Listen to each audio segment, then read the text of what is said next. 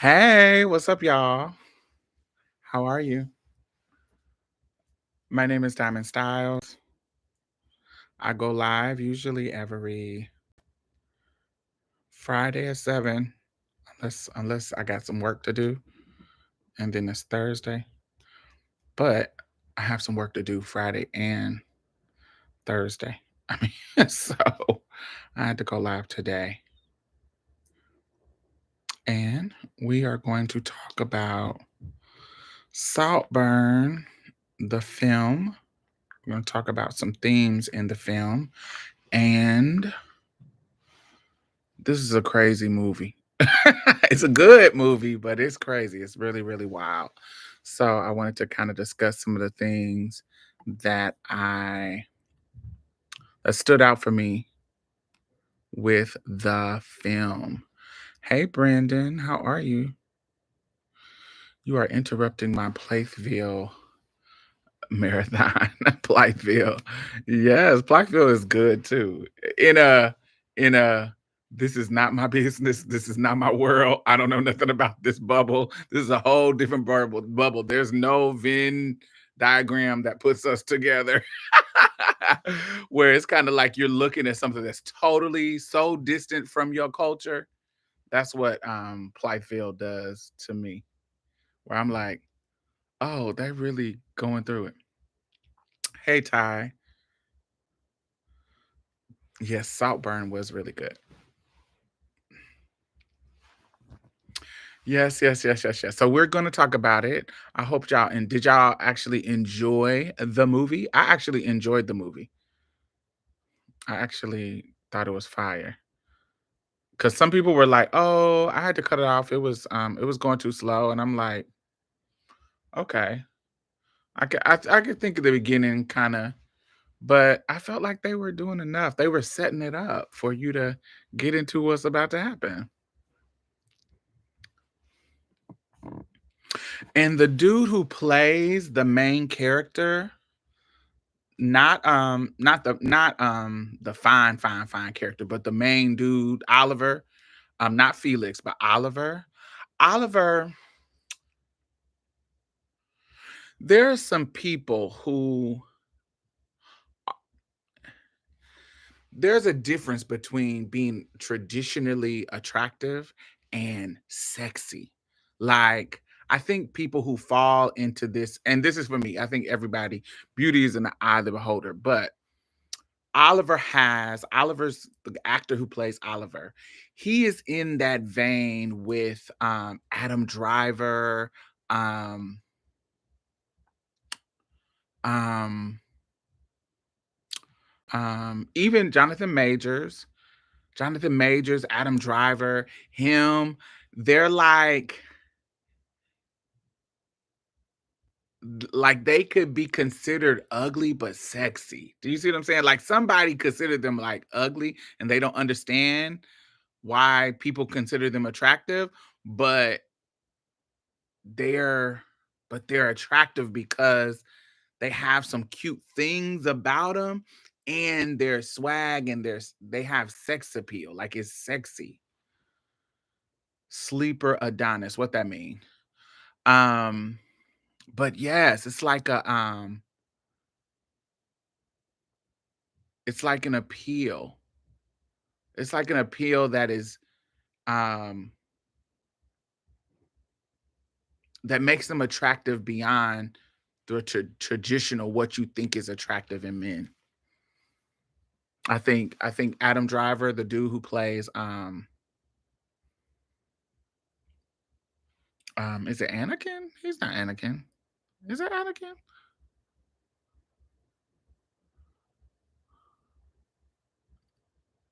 Not the one who played not Anakin Scout. Is that Anakin?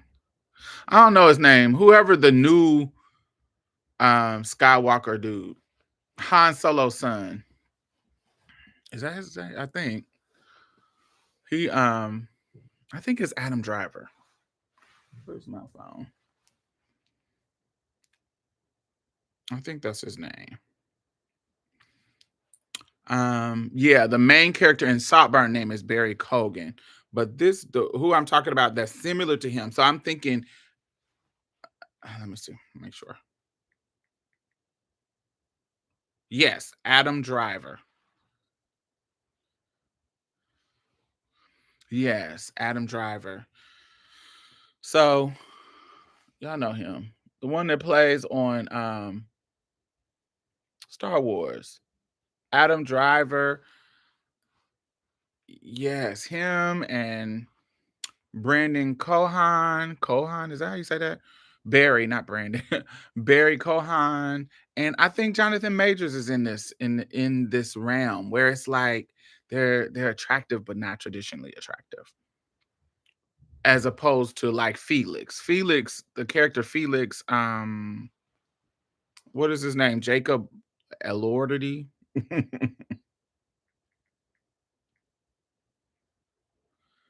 Jacob Elordi.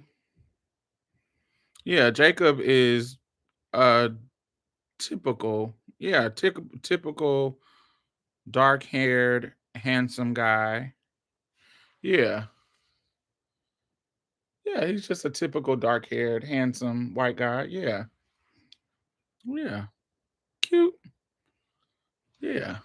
It's mainly be the bodies though. It mainly be the bodies. See, I don't think so. Yeah, mm-mm. I cause I even it just be regular. They be bodies to be regular. Yeah. Now, Jonathan, his body stepped up because he was about to play a boxing role. So his body and a Marvel comic dude. So yes, his body stepped up. But even when he was like in the San Francisco, Last Black Man in San Francisco, that movie, they had regular bodies then, not for me. Faces like Jonathan Majors, especially his big dog, are my preferences. My body is I don't even know what that word is. What's that word? What's the L word? How do you pronounce that? The body is lagnap. Nape? How do you say that?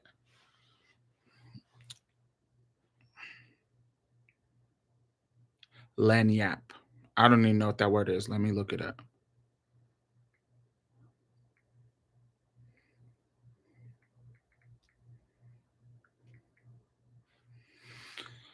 That word means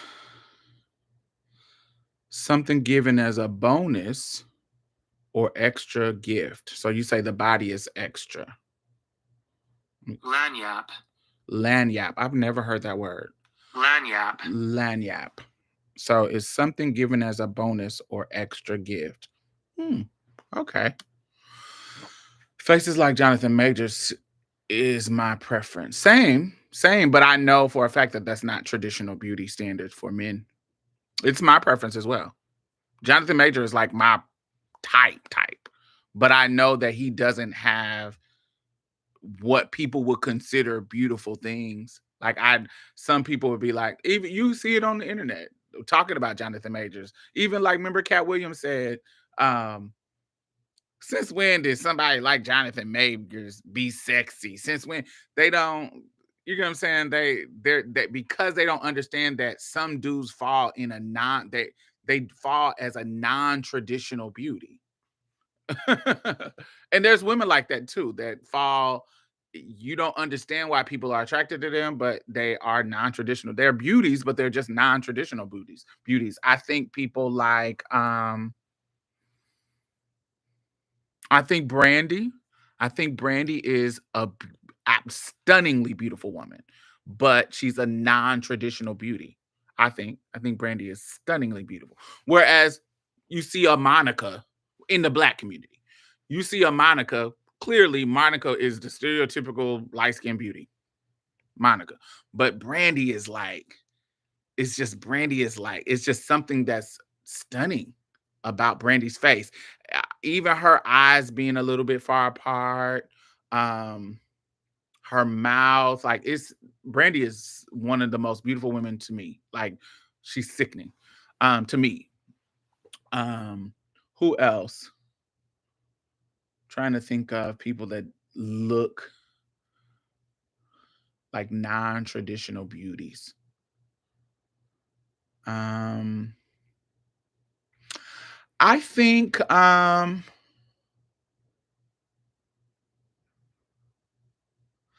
I think her look has grown on us, but I think Diana Ross and her daughter are non-traditional beauties. Brandy and Tweet resemble. Oh, Tweet is. I think Tweet is a traditional black beauty. I think Tweet's Tweet looks like a white woman dipped in chocolate. What like modeling agencies and people who have gave black women a chance. Usually it's black women who look like white women in their features, but they're just brown. Tweet is definitely a traditional beauty. Yeah, but just dark. That's the only thing about her that's, you know, different in regards to what people. Erica Alexander to me. Erica Alexander doesn't seem like a non-traditional beauty. She seems like a regular beauty. I think she has regular yeah, I just think she's a beauty. I don't think she's a non-traditional beauty. I think I think Erica is like Tweet. They're beautiful in that I have small features, but I'm just chocolate. To me, I think Erica, Tweet, who else? Mila from 702. Um, yeah, all those girls. Mila, Tweet, yeah, it's a couple of girls. They're just regular beauties. They just brown. To me, I just think that they're regular beauties. Um, I why I say Brandy is because Brandy has features that would be kind of weird if we seen them on other people. Like Brandy's eyes are really far apart, unusually far apart. Um, it's just all together. It's I don't know. That's just one of mine. That it may not be to somebody else's, but it's to me, Brandy is a non-traditional beauty because there's things that's weird about it, but on her, it looks all perfect right to me.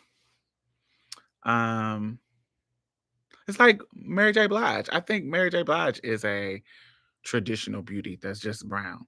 I think Mary J. Blige's face is stunning, but she looks like a doe, like a deer. She might be non-traditional. I don't know. But yeah, Mary J. Blige is one because her features is kind of like, But also, but like Diana Ross, I think Diana Ross was one.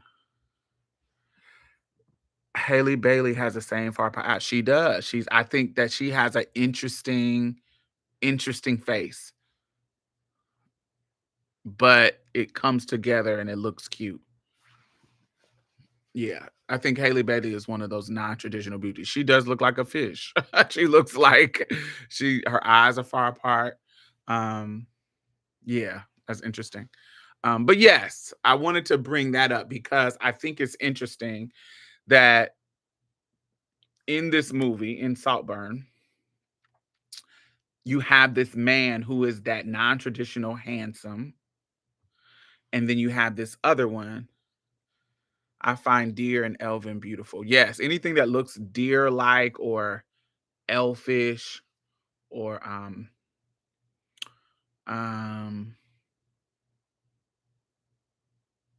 yeah. Yeah. Yeah, anything like that usually is my tea. um so yes.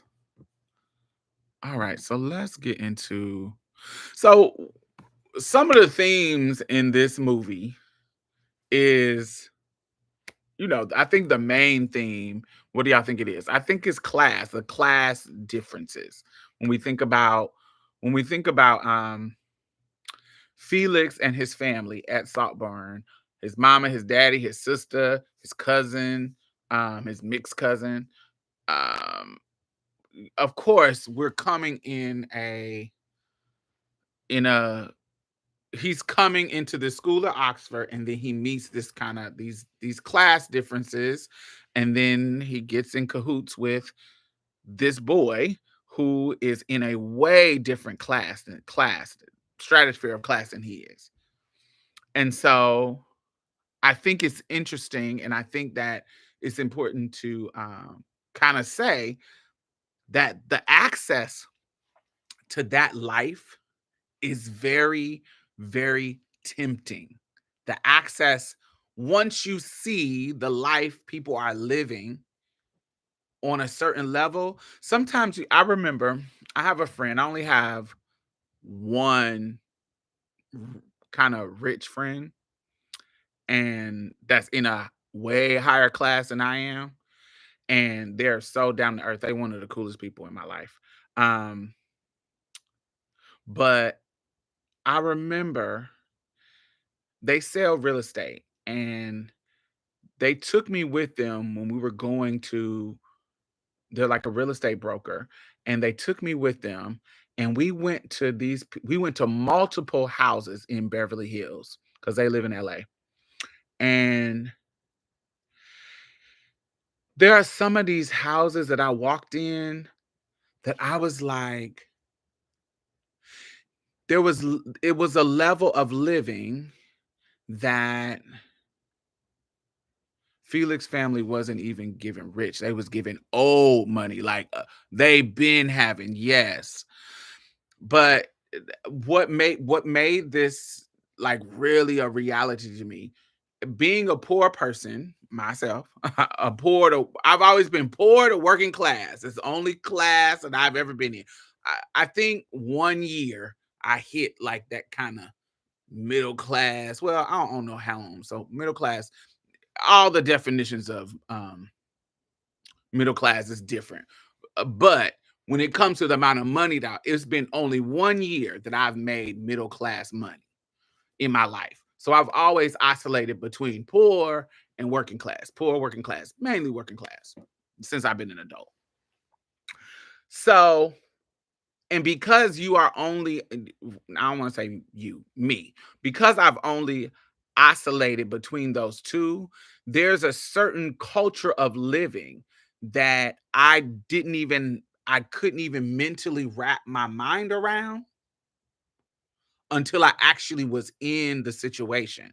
Like till I actually saw people living it, and it amazed me. Like in my brain, I was like, wow. Like having somebody live in your house that is your housing team, like maids and and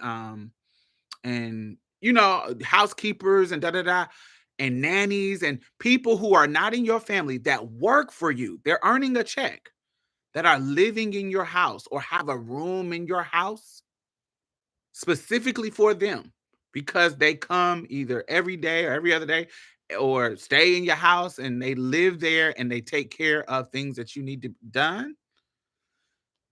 That that was wild to me because even when I was like, before I saw it, I thought that they just came. Like I didn't know people lived with people. like I didn't know that there was a, like this person had a housekeeper in their house.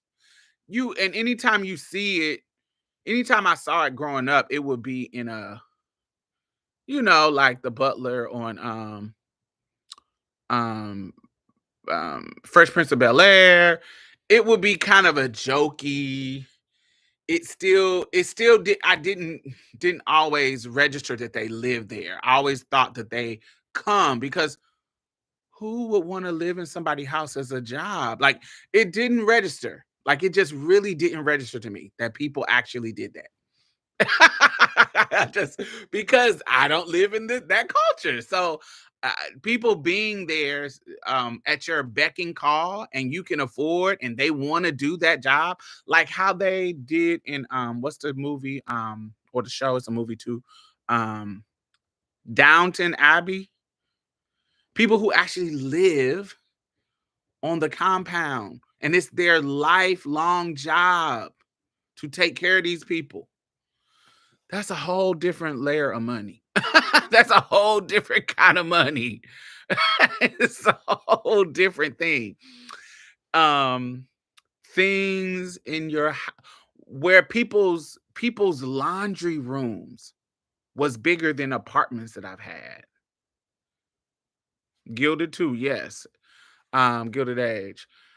People's laundry rooms was bigger than apartments that I've had. They have, just the idea of a heated pool, the hot that shit. The dogs having a budget, dogs having a like a budget within their home. Um, what else things that kind of just shocked me, like when I saw it. Um, I don't know. I just couldn't, there were some things that I saw that I just couldn't imagine. Um, Two refrigerators. Um, that was I never had saw that before. Not that I think I have now that I've gotten a little bit older. Um, but two refrigerators. My grandmother had a deep freezer over in the corner and a refrigerator. Um, Multiple kitchens. Yes, multiple kitchens. Um, every room having a bathroom. Like every room having a private bathroom. Like every room in the house. I did never lived in a place that had a private bathroom with for every room. I think I had one apartment that had two I had a when I first moved to Houston, I lived in the hood though. I lived in Greenspoint and I had a two-bedroom, two bath. But the master bedroom had the bathroom in the bedroom, and the second bathroom was outside of the bedroom. But most of my other apartments, my bathroom was separate. Like I didn't have each room. I never had a room. I never been in a house until then that every room had a bathroom of its own. Um, and I remember growing up, I had friends. So when I was younger, I had friends who lived in a house. Like when I was younger, I never lived in a house. My mother always had an apartment. So I remember I used to come to my friends' houses and oh, my eyes is itching. I would come to my friends' houses, and I'm not talking about like the hood houses. Like I remember them. They were smaller. Some of them were smaller than my apartment with my mom. Um, but there was some friends that I knew that had houses, and I was like, "Oh, they rich. They rich. They got a dining room." Like when I grew up, I never had a dining room. When I grew up, um we had our dining room table in the kitchen, but to have a whole separate room to have a dining room, I never grew up with that. I didn't have that shit until I was in the group homes. When I was in my mother's apartment, our dining room table was always in the kitchen. It was always in the kitchen. It was never um yeah. It never was in like its separate room. That didn't happen. I didn't see that until I got older. Um what else? What else? Trying to think of um I did have a pantry growing up. I did have a pantry. Did y'all have pantries growing up? I did have a big pantry in my mother's my apartment in Boston. We had a big pantry. We didn't have a pantry in my the apartment that I grew up in, but in Boston, our apartment had this whole separate room, and it was spacious. It was oh, is that spacious? I don't know. It was nice. We could fit food and a bunch of shit in there, and it was just for like dry food and cereals and just pantry shit. We had that, but that was the only place. Trying to think of other apartments we lived in. Yeah, that was the only place. The rest of the apartments that we lived in, the kitchen had like a closet, like a little closet, like 3 foot by 2 foot closet that you put the brooms in or something. Um, but yeah, only in Boston did we have a pantry. Trying to think of what else stood out that we didn't have growing up. Garages, like, oh no. Growing up, we didn't have no damn garage. We always had familiar gatherings. So much of the family homes always had nice dining rooms. Yeah. Mm-mm. We didn't have none of that.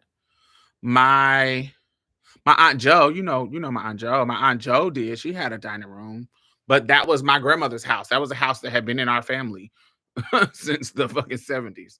So that one house, yeah, that one house, but it was we never we only came there for sometimes when I was younger. The bathroom in the movie was like an actual room, but I could as in I could run from one side to the another. Yes, an actual room. It wasn't just like cl- a little space with just enough for the tub, the sink, and the toilet.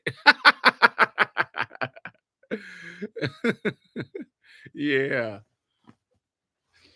So if you haven't watched the movie, the beginning of the movie is Oliver, a lower class guy, is going to school at Oxford, and he runs into this guy named Felix, and Felix is an upper class guy, and he's a party dude. He's super super attractive.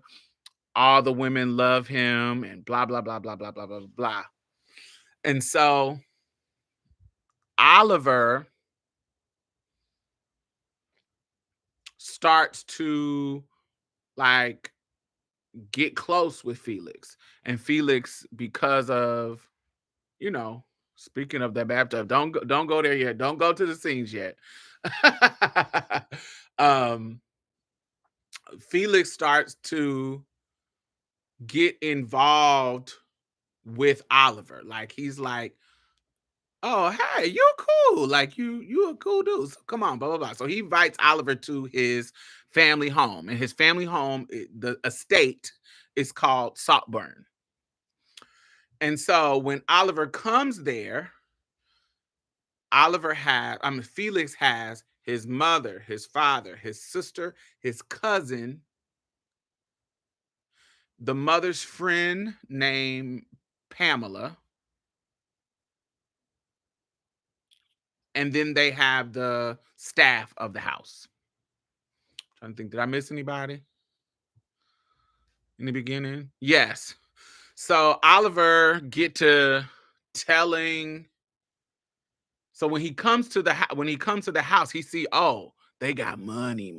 This ain't just some regular rich. This is money. They got staff in the house, pools. They got a maze. They got pools, lakes,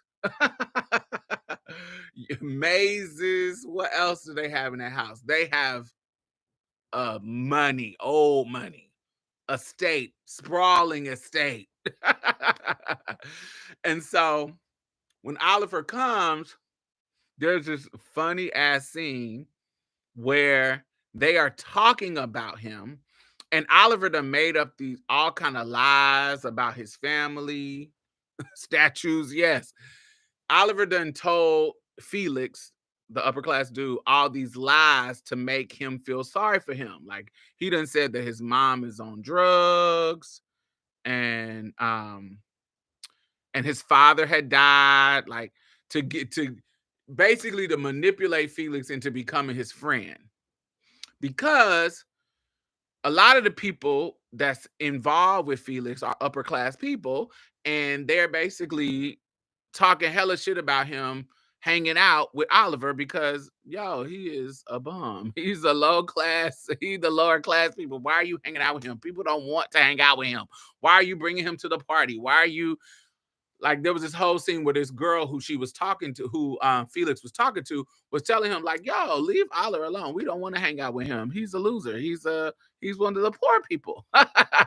He buys his clothes at the swap meet or some kind of low class shit."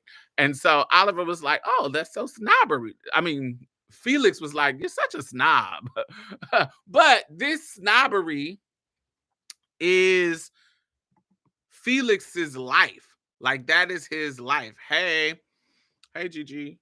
Hey everybody. If I haven't, I forgot to say hey to everybody. Um, so this snobbery is like Felix's life. So it's not like he's calling her a snob, like, oh my God, I can't believe you're this a snob. He actually like, oh, that's so snobbish. Like almost like I'm used to this. But it doesn't stop Oliver because, like I said earlier, the access to this kind of life is so tempting. It's so tempting.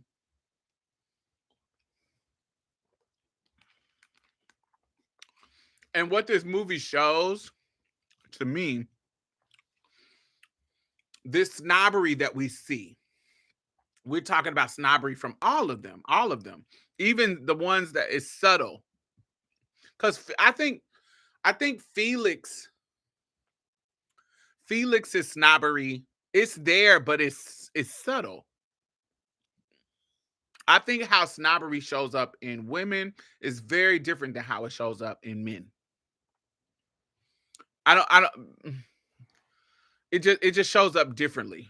It's still there, but it just shows up differently. Um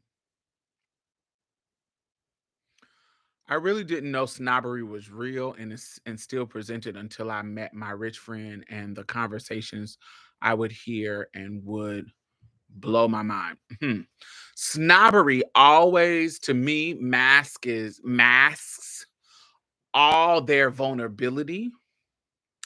I think what this movie really shows is how vulnerable each and every one of these people are. Like everybody that is in this snob circle, there's a vulnerability. And as we see with what happens in the movie, there's a extreme vulnerability that their snobbery and the money mask.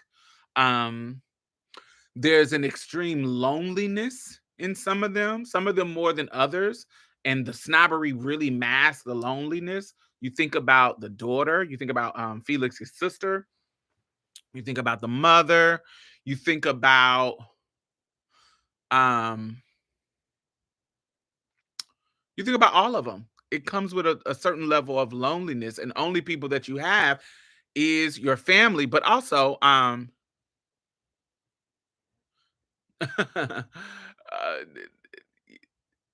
even the family, even though you got your family, this is my family, we are in this thing together, but we still can be lonely because, this is so late.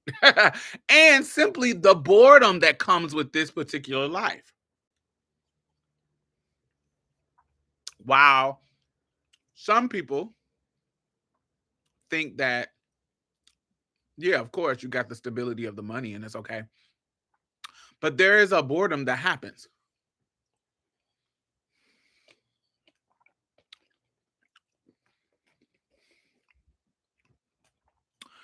And it leads to them, because of the loneliness and the vulnerability and the boredom, it leads them to having pets, and pets in parentheses.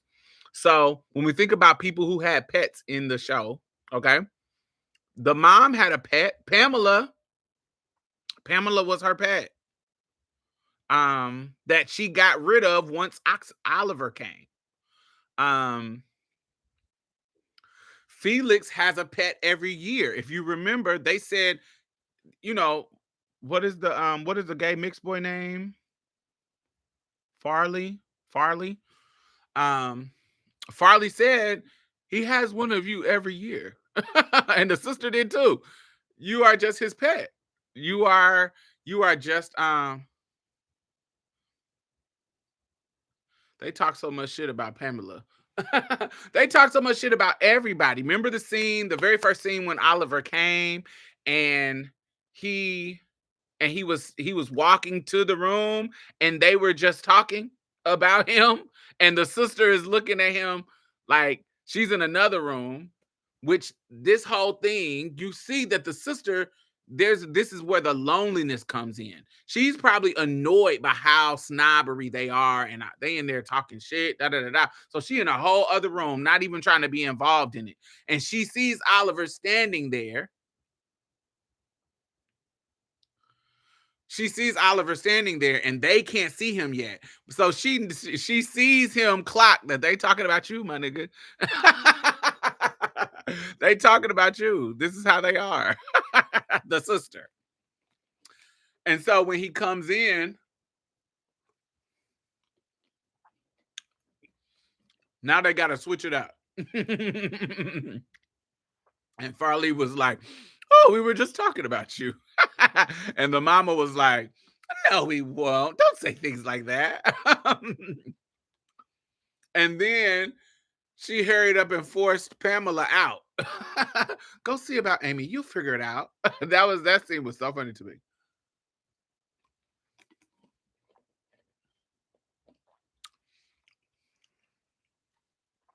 I ordered one of these. I bought one of these from the corner store.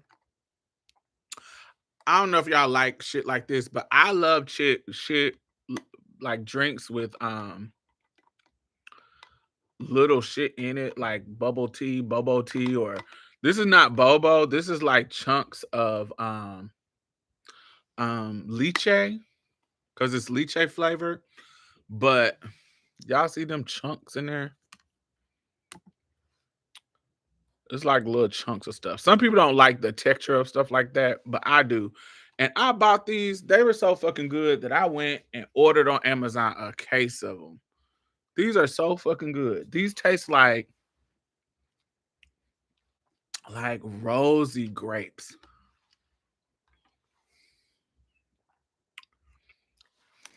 They're so good. But they got these gummy things in them. They're so good. Anyway, so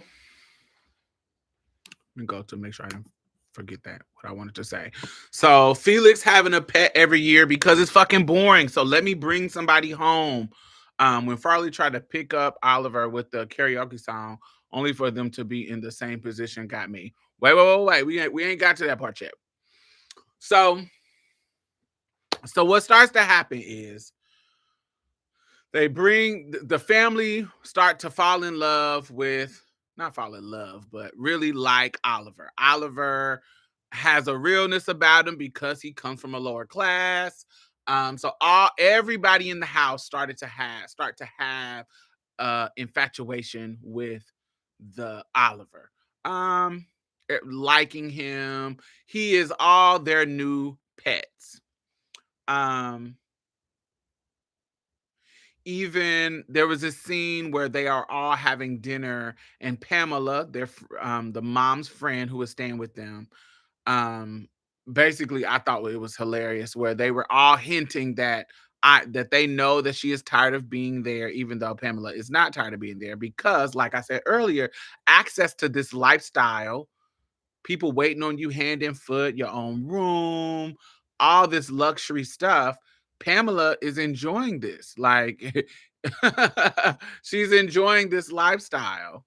And so they're all only person who is not telling a story is Farley, because Farley is the gay mixed cousin. Farley is either is the mom's sister's son, I think.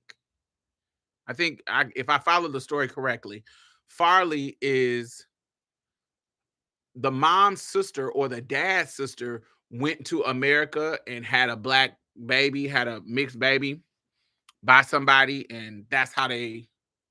And I guess the mama either died or something happened to his mama, and they took on the responsibility of taking care of the Farley.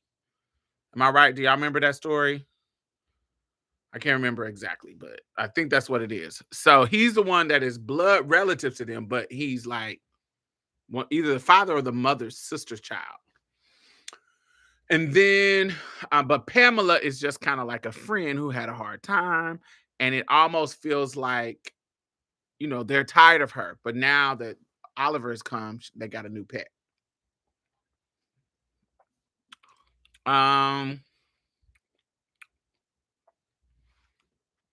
So what you start to see is Felix starts to have Farley's mom is still alive, but relies on them for money now. Okay, I thought she had passed away. So what you start to see is Oliver starts to fall for Felix. starts to like really be obsessed with Felix in a romantic, sexual, turn on way. So one scene in the early parts of the movie is Oliver sees Felix jacking off in the bathroom. And it seems like this bathroom is super, super huge, but it's connected to the house in a way where, because that's the same bathroom that the girl was using too later on. Or was it? I don't know. Anyway, he sees Felix jacking off, and he is looking at Felix through a cracked door, not through like a keyhole, but through like a crack in the door. And he's in the dark watching Felix jack off. And so he was already living for Felix, but now this sparks the sexual because he's like, ooh, he's jacking off. So once Felix gets done jacking off and he's get out the tub, he took thirst to the next level, literally. Yes. Once he gets out the tub, oh boy comes in there and he's brushing his teeth, and then he let the bath water out. Felix lets the bath water out and say, "All right, good night, bro." Blah blah blah blah blah. Because Felix is straight, and he's like, he didn't know he was watching him jack off, and so he walks out of the bathroom and he leaves. He gets his robe on and leaves. Oliver, freaky nasty self, tries to get in the tub and lick the cummy bath water that Felix just jacked off in. So there is a scene with him in the tub by the drain, sucking the dirty, cummy bath water up because he's so turned on by the idea that he can taste this boy's cum. I'm listen. There's tons of shit that's gonna gag you throughout the movie, but this is the first one. So I don't know about y'all, but that made me almost throw up. Like I was like, like I was like, oh like, I'm doing it now because it's that was so gross to me. I was like, yuck. He is literally drinking this boy's bathwater and sucking it out of the tub. And they got a close up. The camera got close up while he's sucking the tub. Oh, it's so gross. I just thought it was gross. I was like, oh, this is so nasty. Just obsessed, obsessed, obsessed, obsessed. The way he licked the rim of the drain was nasty. I know some boot nasty gays that would do that. Ugh, his old skin, dirt, cum, and fecal matter in there. Ugh. Yeah, it just was too much for me. I was like, oh no. So this is the first time we see that clearly this dude is a little off. Like you like, oh, he's a little off. Because he's not doing this in front of somebody. He's doing it. This is him doing it like by himself. Nobody is there. So you can tell that he is obsessed with this boy. And so it does give new meaning to I'll drink your bathwater. Yes. And so I want to talk about Felix a little bit because, you know, for, like we talked about earlier, Felix is the traditional attractive man. He is tall as fuck.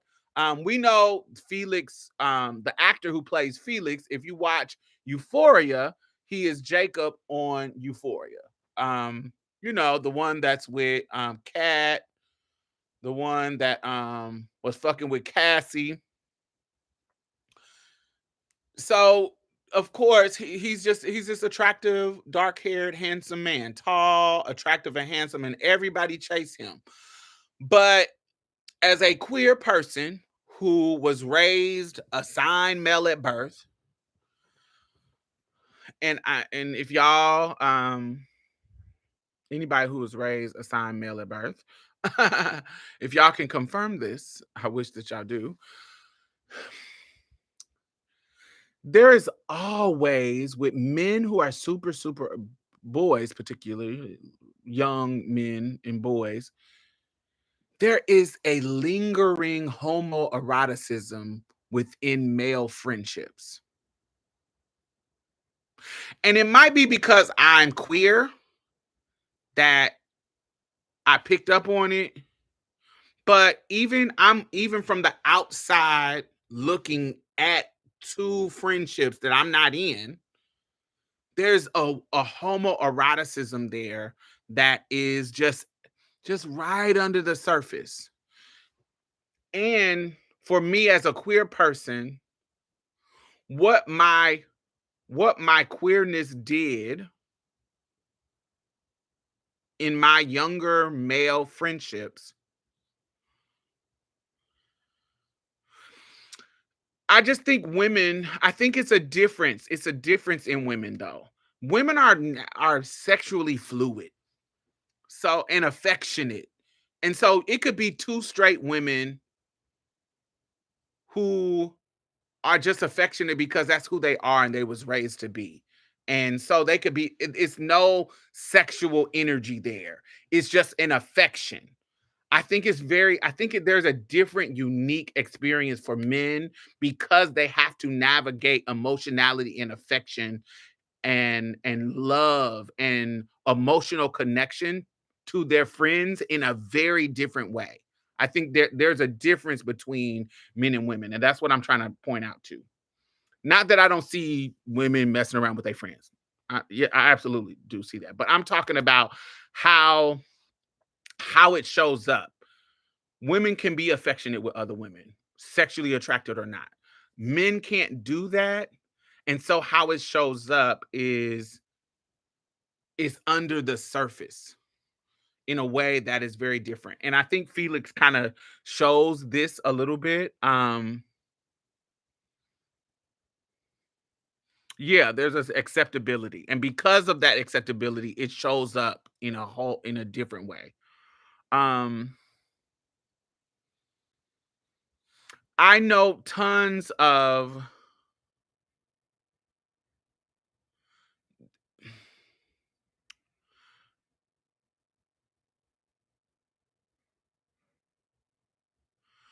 I know tons of men who before I make that statement. So, how my queerness showed up, it makes whatever that surface level homoeroticism, when I'm in the picture, it makes it come up. Instead of it being staying low level, if they're friends with me, it says, it comes up out of the it comes up out of the water. It comes up and it comes up either in um like any time that I've ever been in a situation where I'm horse playing with another boy, when I was a kid, it always turned into him humping me, him putting his dick in my face, him grabbing my piece, him doing something sexual, even if we just wrestling and I'm not even thinking about doing anything. Like I'm just wrestling because this is what boys do. Boys wrestle and push and da da da da. If we get to tussling playfully, it always turns into something sexual. Like they gonna hump you, they gonna get on top of you, they gonna grab your butt, they gonna do something, and them dicks is gonna get hard. It is so many times that I was horse playing. We're playing just as little boys, teenage boys, or even younger, and they little meat just get hard, rock hard through this activity. And in that moment, if I can either turn it on, like I can either reciprocate the sexual nature, or I can say, what? stop playing. Da, da, da, da, da, da.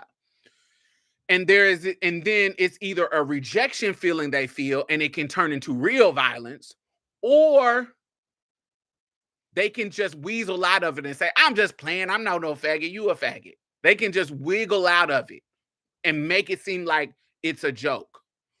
Or I can turn it back. I can return it back to them. And when I return it back, then it turns into us playing some sexual stuff. It turns into us playing.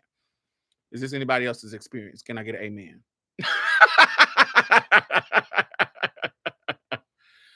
Do you think you have to be visibly queer to get this treatment? No, I think I'm talking about in my younger years. There were no visible things that I had that were queer. Like I wasn't running around in my younger years with rainbow shit. Yes, my femininity. They could clock that. That was undeniable. But I've seen it happen with people who weren't as feminine as me. I've seen it happen to people who weren't feminine at all. I see the playfulness. And because it happened to me all the time, I could see it. I see how y'all playing. I see what's happening. I see what's happening here and how it could turn into something sexual depending on how the other person responds. Sleepover was always getting a bit gay. Hmm. Every time, especially if it's a um there's some one-on-one moments, baby. Usually in a group, it can get kind of funky because they'll start policing each other's identity. But if it's one-on-one, it can get real nasty. But there's moments I remember things that were always strange to me. I remember we used to catch the activity bus after school. So any of the I don't know how y'all school work, but how my school work is after school activities, we had our own buses. And unlike the morning buses go to different neighborhoods, go to different stops, da, da, da, da, da, da, and take you to school. So only people on your morning bus is people who live in your neighborhood. You get what I'm saying? Now the activity bus was separated by sides of town. So there was two buses. One bus to take you um east north and west, and then another bus take you east and south. So activity bus they take forever because they always start on the east and go south. So when I was on the activity bus, I lived on the south side off of DeQuincy and the 16th Street. And so y'all know I'm saying names like y'all know. So I lived on the south side. So by the time I get home, it was late, and we don't went all the way on the east side, which was cool for me because that means I get to stay on the bus with everybody and Kiki, and they get off, and I get to find out where people stay. It's a bunch of stuff that I'll get to find out. But one of the strange things that used to happen to me is because I was trans in high school. When I went to when I'm in the back of the activity bus, the boys used to pull their dicks out. You want to see it, and I'm talking about in front of the other boys, just to kind of not taunt me, but kind of tease me. And if I turn my head, I don't want to look. They're like, oh, you want to look. You like dick. Stop playing like you don't like dick. Now, this situation is in front of everybody. This is now, of course, y'all know that if it's a one-on-one situation, niggas usually try to have me one-on-one all the time. But what was unique about this is that this is in front of other boys. This was in front of other things, other people. And the girls. It wasn't just boys, it's everybody on the bus, and they would be doing these things that was sexual, not just pushing you and bullying you and trying to hit you. It was sexual stuff. Jay, I am alabaster star. Not you clocking your whiteness because of slumber parties. That is funny. Because that really don't be I don't know. I don't want to say no black folks. I don't want to say no black folks have sleepovers, but most black parents is like, you can't stay over nobody's house. I'm not saying all of them is like that, but it's most of the black parents that I grew up around, your kids can't stay over. They don't let they let you go over to people's house, but spend the night, you spend the night over your cousin's house. You spend the night over your family's house. Not that it in statistically, not that that protects you from anything. but um but most black folks don't be letting you spend the night over people's house. That's I ain't saying that it doesn't, we not a monolith, but I'm just saying that most people don't do that.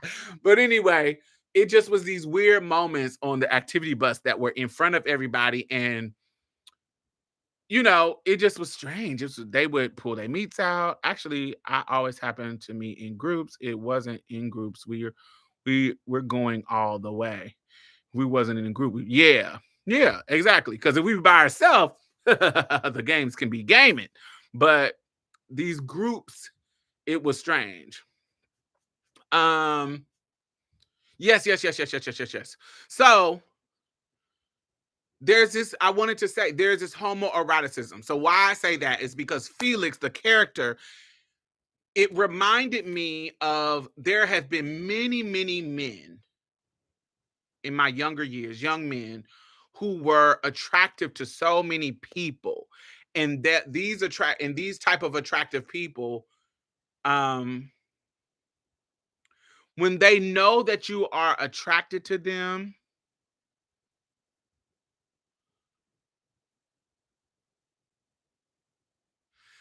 they will play with the dream of you and them. They will play with and it'll be subtle. It won't be direct, but they know that you are attracted to them. And they will play with it almost to boost their ego because they know you are attracted to them. Even if it's a homosexual attraction and they're not homosexual. No, they won't. Now, some of them will be down low, but I'm talking about the ones that are not gay, like the like men. I've seen this in this part in women too. I've seen it in women too. Say they're straight, but you gay, and they're not homophobic enough to not be around you. Where you gay? They didn't know. They're not homophobic in that way. So they'll be your friend and you can be cool, and they will play and flirt with the idea with you because they know you are attracted to them. Because it boosts their ego, it kind of strings you along. You're like one of their pets, like I said earlier. You're one of their pets. And one of the subtle things about the movie that you kind of, if you pick up on, I don't know if this was intentional, but I know the end part was intentional. Let me give you an example. So when he sees Felix jacking off in the bedroom, okay? I mean, in the bathroom, the door is cracked. But if you remember later on, when we're gonna talk about what goes down on later, but you remember later on when he was in the bathroom, he made sure the door, when he was mad at Oliver, he made sure the door was closed. Y'all clock that? So what that subtly can tell you is either the first time I knew you was going to be watching, or I knew you was hearing it. And now, because I'm mad at you, I don't want you to have access to hearing me and seeing me. So I'm gonna make sure the door is closed because I'm mad at you. That's what I'm talking about. That playing the fence. Like, I know you're gonna be listening. I know you in the room. Because imagine you having a moment to yourself, a sexual self pleasure. Because you're having this, who is not checking and making sure the doors is closed? Who is, and people is in this house. Who is not checking to make sure that can't nobody walk in on you? If you know you about to masturbate. If you know you about to take a bath, not even masturbate, you know you about to take a bath, and you're not gonna make sure the doors is locked.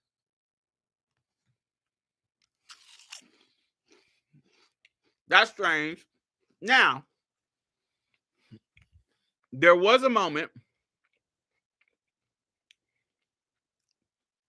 where Farley, Felix, and Venetia is his sister, is Felix's sister. They were in this field and they was butt naked. And Oliver comes out to the field and they was like, no clothes allowed in the field. So he had to get naked and come into the field. So he ain't never been naked in front of these people. So he had to get naked and come in front of these people. And so he gets naked and come into the field with everybody naked. So there is a nudist kind of a situation. So I mean, if everybody done saw your goods, would you worry about closing the door? I don't know. But I know when he was mad at him, he closed the door. And when he wasn't, the door was open. So it feels like Felix was playing along, knowing that I know you were attracted to me.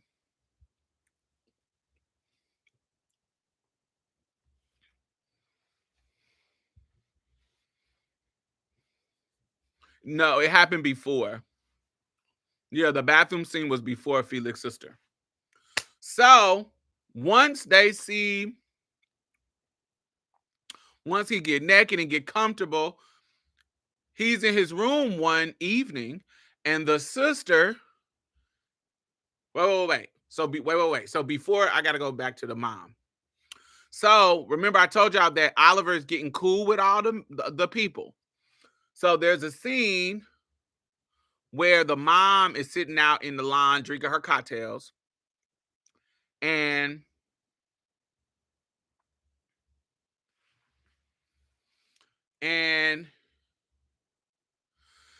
he knew he had the golden boy syndrome. Everyone needs to love and adore me. Yes. Until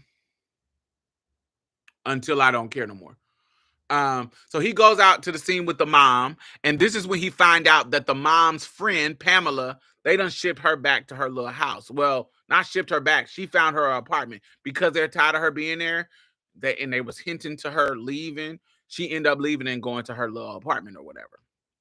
So Oliver and her is talking about it, and Oliver, this is the first time that you see a hint that Oliver is playing games. Like he mentally manipulating them, because with the mom, he hints to the mom, do you think that she was lying? Because the mom was like, oh, it was getting dreadful. She's always got she always got something bad happening in her life. She always having some hard times. And we just brought her here because we wanted to help her and blah, blah, blah, blah. But oh my God, that's so draining and it's getting tiring, blah, blah, blah, blah. And Oliver implied was like, well, maybe do you think she was telling the truth?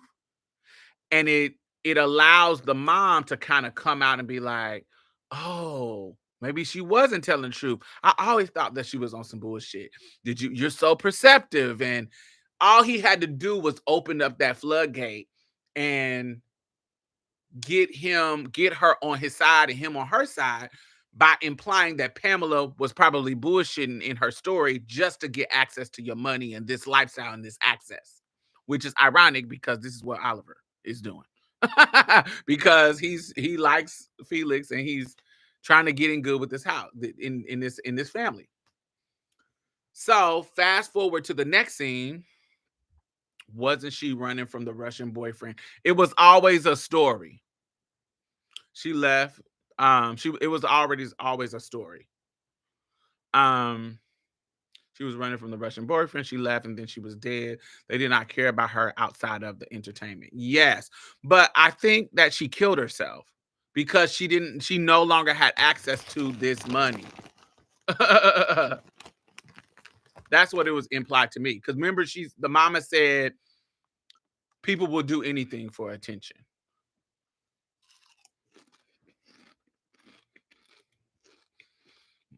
She wasn't the pet no more. So the next scene, you see Oliver in his room. It's nighttime. And then you see the sister, Venetia. Venetia is down under his window, walking the estate in a see-through nightgown. So she's sitting on this marble, this like limestone marble, I don't know what it was, bench in a fucking see-through nightgown. So Oliver come down because he sees her out the window, so he comes down. And he was like, "Oh, I just assumed you wanted me to come down." And she was like, "Oh, you're really presumptuous to think that I wanted you to come down. This is my house. I can be wherever I want to be in my house." And he says, "So you chose to be down in front of my window with a see-through nightgown."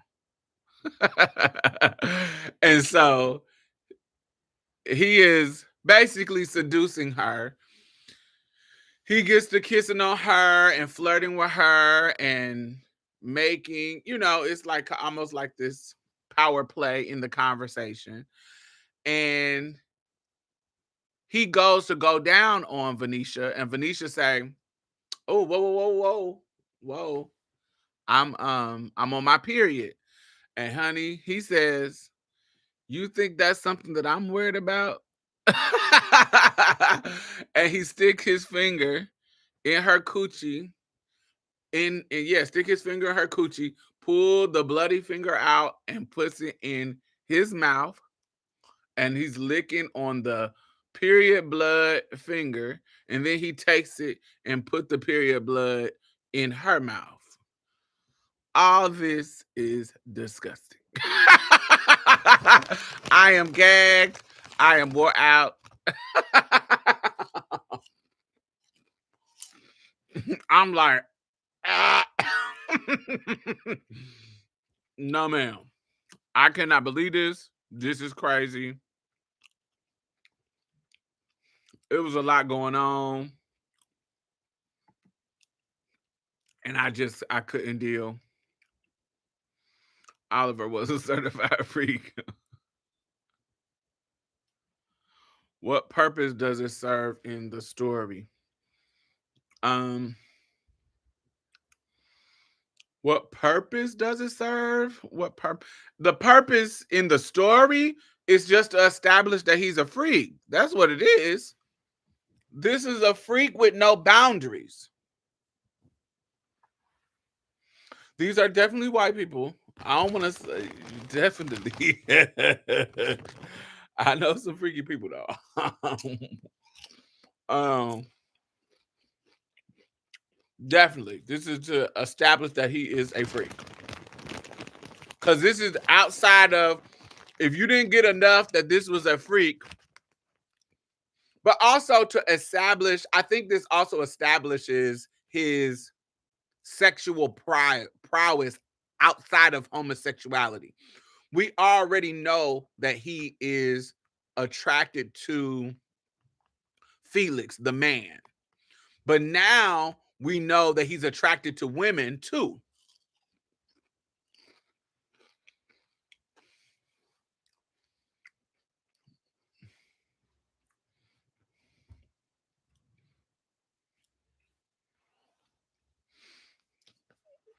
But I don't think I don't think it's just a finesse though. Like, because there are things that are what we establish in the bathroom scene, okay? What we establish in the bathroom scene that but he already had access now.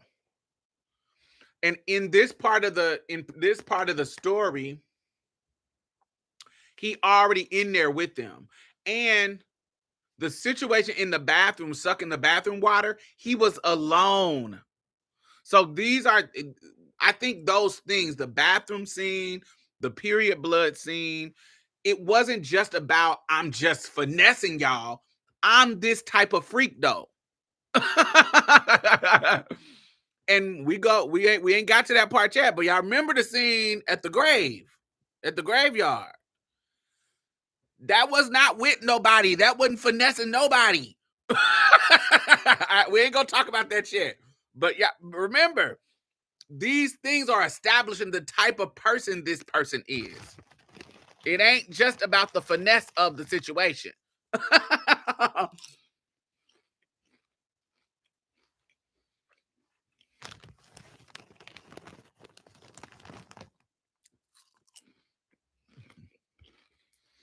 um, not that it don't have a part. Yes, that has a part, but I think this part of the story, I don't think it was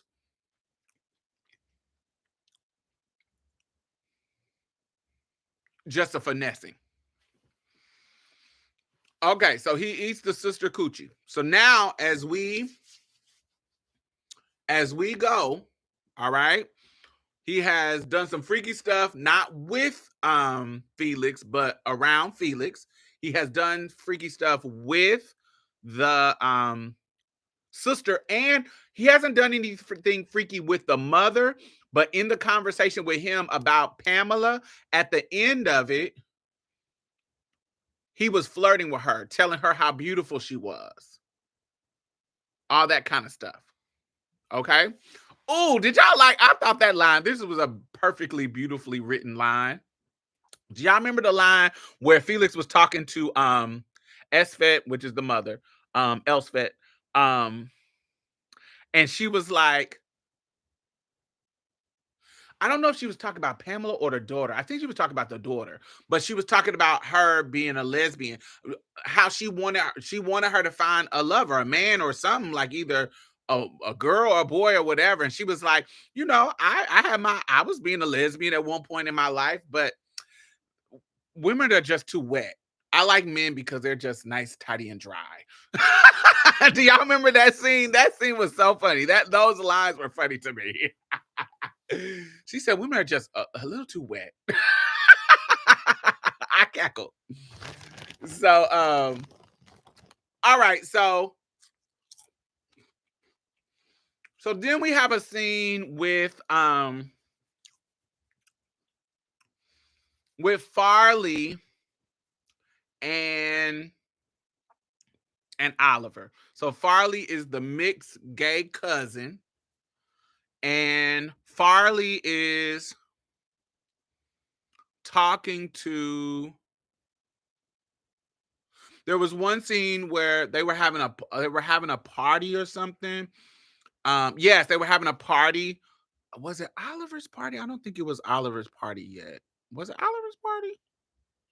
No, it wasn't Oliver's party yet. They don't have. There was another party that they were going to.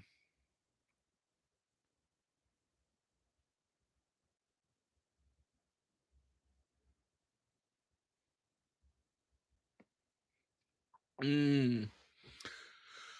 So there was this party, and whatchamacallit told him that did he rent the tuxedo, and he was like, oh, I can. You almost look like a real boy, like you almost look like us.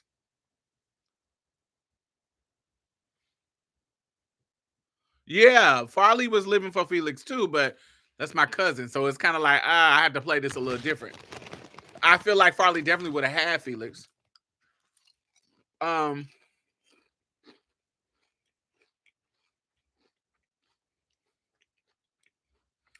but he was talking about you always got to check the sleeves because the sleeves are too long for you. And then there's a scene where he was talking to Oliver, telling him, don't get, basically a warning, a tale. Don't get too comfortable with this, baby. This ain't your home. They have, they like you now, but this can be tempting, baby. Like it's almost a cautionary tale. It's cute now. But don't get too comfortable.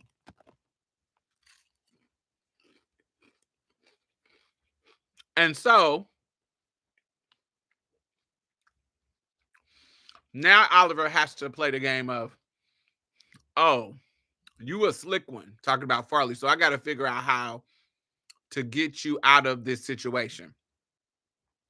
So I think Farley sees Oliver and Visenya fucking around. Venetia, I'm sorry, not Visenya. Where I get that from? Venetia messing around, and he tells Felix. Now, officially, Oliver is Felix's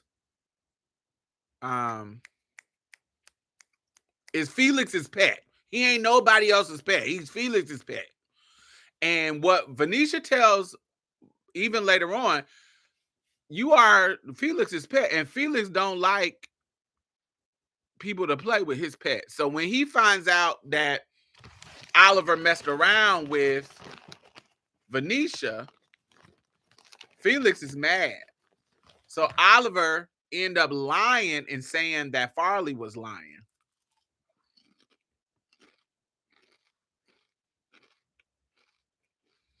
Like the song says, every year casts a number. Somebody gone, I was here last year. He was over it. Yes. So there was a scene where Farley. Oh, wait. Because this is a telltale sign too, just about the culture. Because this culture, it has different norms. If y'all, and it was a couple of scenes that remind you of the different cultures and norms.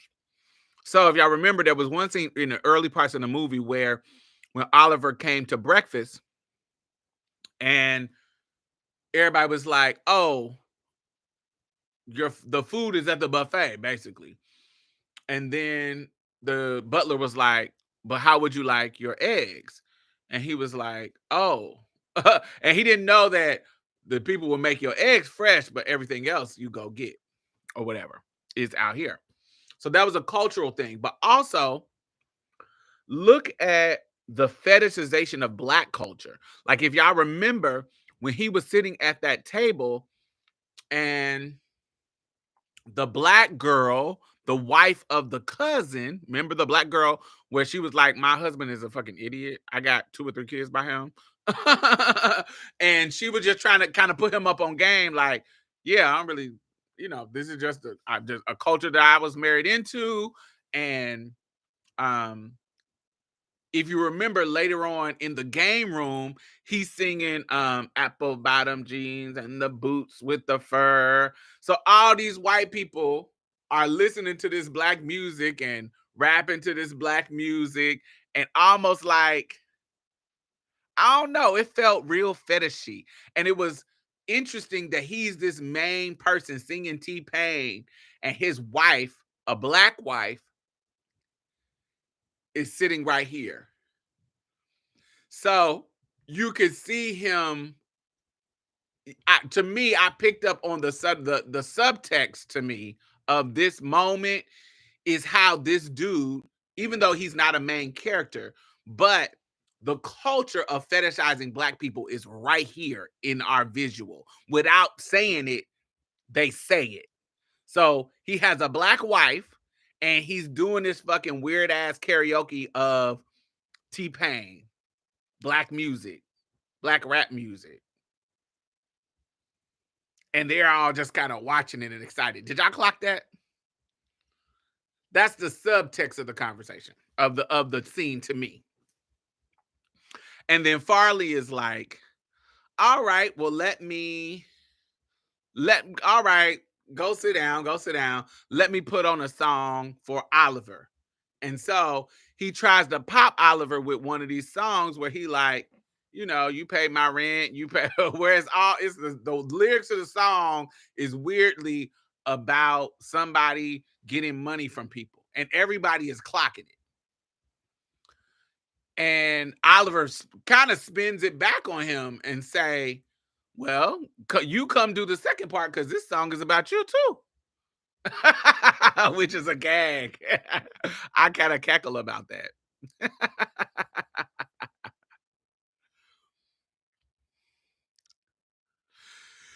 So so tell me, so before we go into the rest of the movie, a lot of some of the themes that we are kind of seeing in the movie is kind of talking about these obsessions, like Oliver's obsession with Felix and kind of their obsession with him. I don't want to say obsession, but just having these kind of pets. Have y'all ever been obsessed with somebody?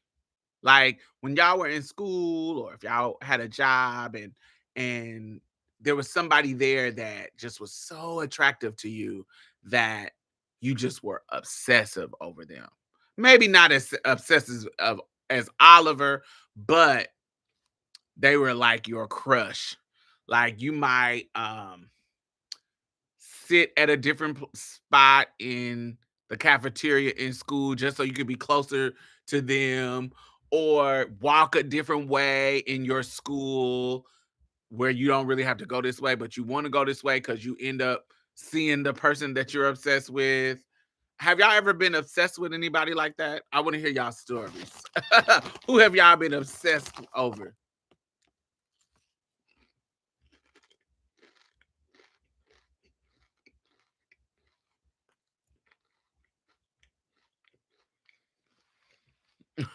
In school, yes, but I ain't drinking no bad water. No.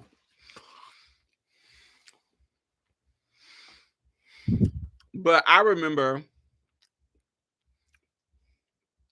I was obsessed with this dude named Ray in my high school.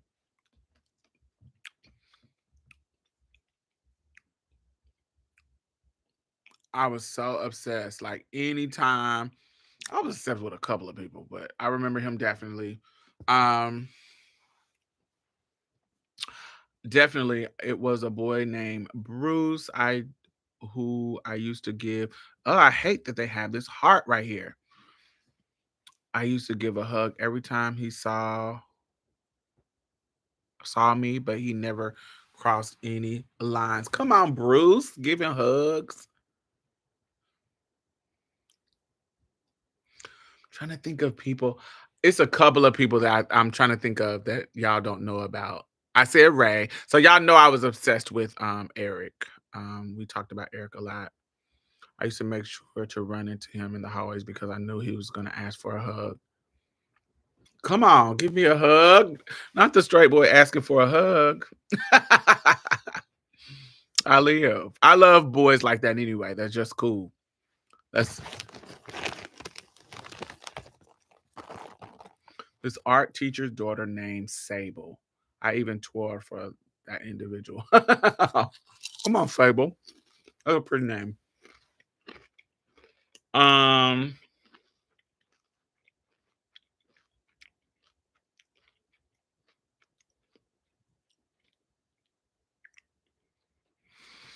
there was a straight boy that was cool with me too. He was murdered after high school.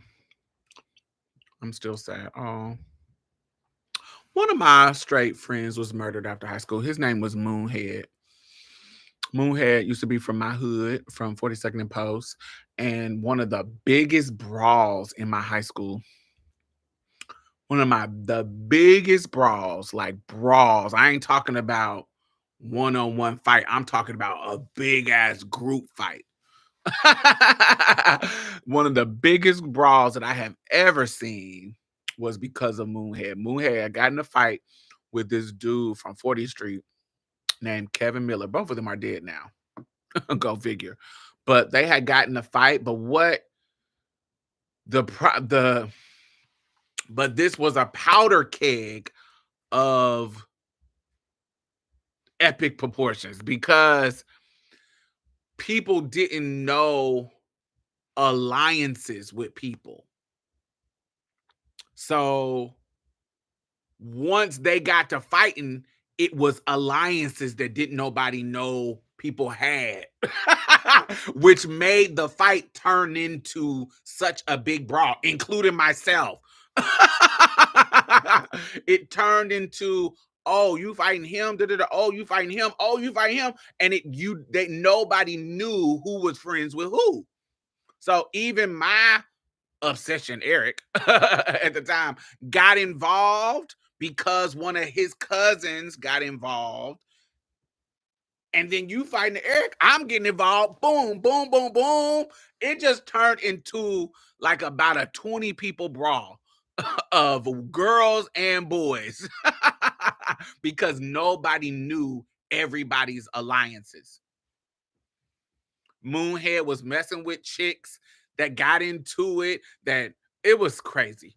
It was like a ridiculous, but Moonhead was a cool dude that got murdered after high school. That's what you sparked, memory you sparked. Yes, he was really, really sweet. When people tried to clown him for it, he would be like, "That's my dog." Never tried to joke his way out of it. I love that. Yes, he was so cool and handsome. And a few years older, we would go see him during passing period, then run back upstairs to get to class on time. Remember? Yes, I remember. I used to walk a whole different way. I could have got to class way quicker, but the way that I walked to get to see this dude named Andre, Andre was one of them boys in high school that had a particularly big manly body for a high schooler. Because he played football, his body was so like chest and arms, and he used to do push-ups and stuff. He just was like, his body used to be banging, and which was unusual for a high schooler. And I used to walk the long way to class just to walk past him. Ooh, ooh, ooh, ooh. He was so fine because because that year he would be coming from when I would be going to my English class, he would be leaving his his gym class. So he would be having his gym clothes on. His after gym clothes. The cool straight men always get taken away too soon. No, that's not my experience. It's some cool straight men still alive and getting my life. um, but yes, I'm just trying to think of obsession. I remember when I was in high school, junior high school, there was this girl named Tiffany Merriweather. I was obsessed with Tiffany. Not on no sexual shit, but I was very protective of Tiffany. Tiffany was this just this girl, gorgeous piece of fish. She was just this gorgeous, gorgeous, gorgeous girl who everybody used to fucking like try to bully her because she was so pretty. And she was like scary, like she was a punk, and I used to hate it. Oh, I used to hate it. I wanted her to fight these hoes so bad. Honey, I wanted her to fight them back, but because she was not raised in like fighting type of world, in culture or whatever, she never wanted to fight. And they would be pulling her hair, they would be pushing her, and these bitches. Ooh. And I used to be out, and I because I hadn't transitioned at this time, I still had that kind of girls don't hit boys rule. I mean, boys don't hit girls rules, and I knew it would be against me if I fought these hoes. Not that I wasn't fighting girls at the time. I was fighting girls, but I knew I couldn't hit them first because it would be a whole thing. Because I grew up growing up, assigned male at birth. It's a whole thing when you hit girls, child. Um, Ernest White was one of like that in high school. Broad Ripple had so many grown looking students. So I remember Tiffany.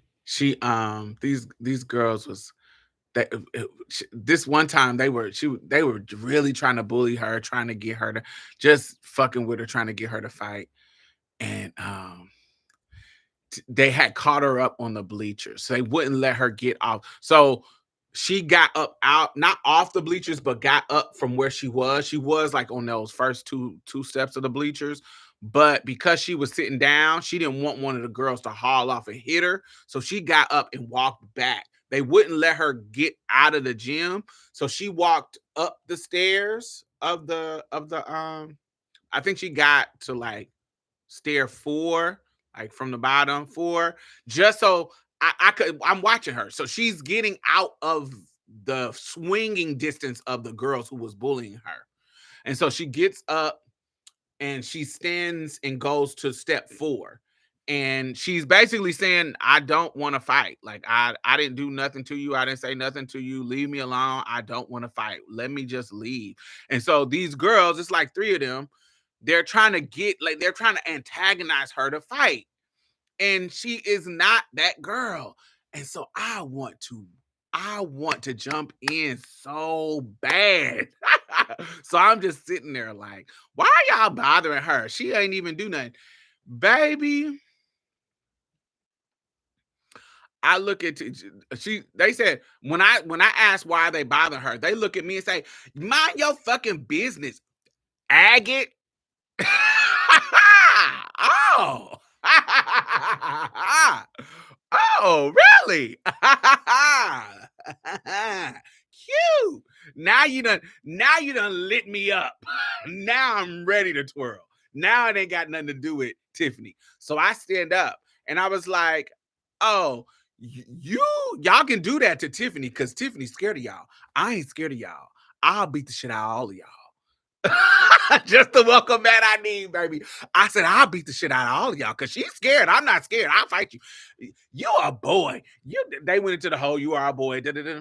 That's fine, but I'm a faggot. So let's go.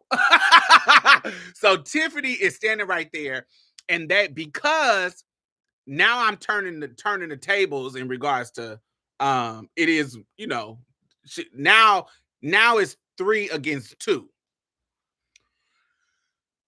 And so Tiffany is kind of just standing there, and all of a sudden, so it's the 3 girls. They're standing on the floor, the basketball. We're in the gym.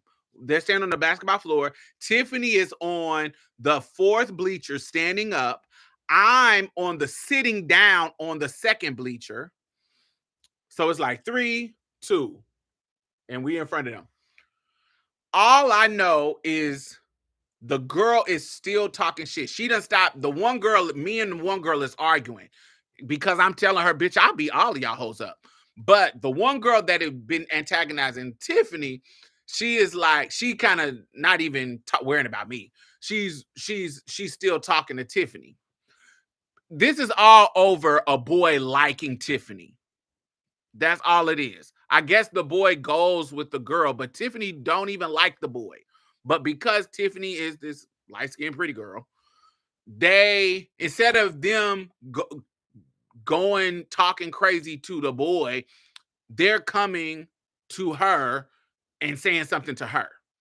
And Tiffany is not about that life. She's like, I don't even talk to him. I don't even like him. Like, what are you talking about? But because he said that he liked her, they own her. All I know is next thing, the girl is talking shit. So now the girl is trying to creep up on Tiffany. Remember, Tiffany is on the 4th bleachers. So instead of her getting on the ground, the girl step up on the 1st bleacher step. And when she do that, some dude who is behind Tiffany take Tiffany and pushes Tiffany on the girl. Woo! He pushed Tiffany body so hard that the girl, because you know how when you're in a bleacher, so there's the 1st bleacher and then there's the one that drops before you get to the 2nd one, to where people put their feet.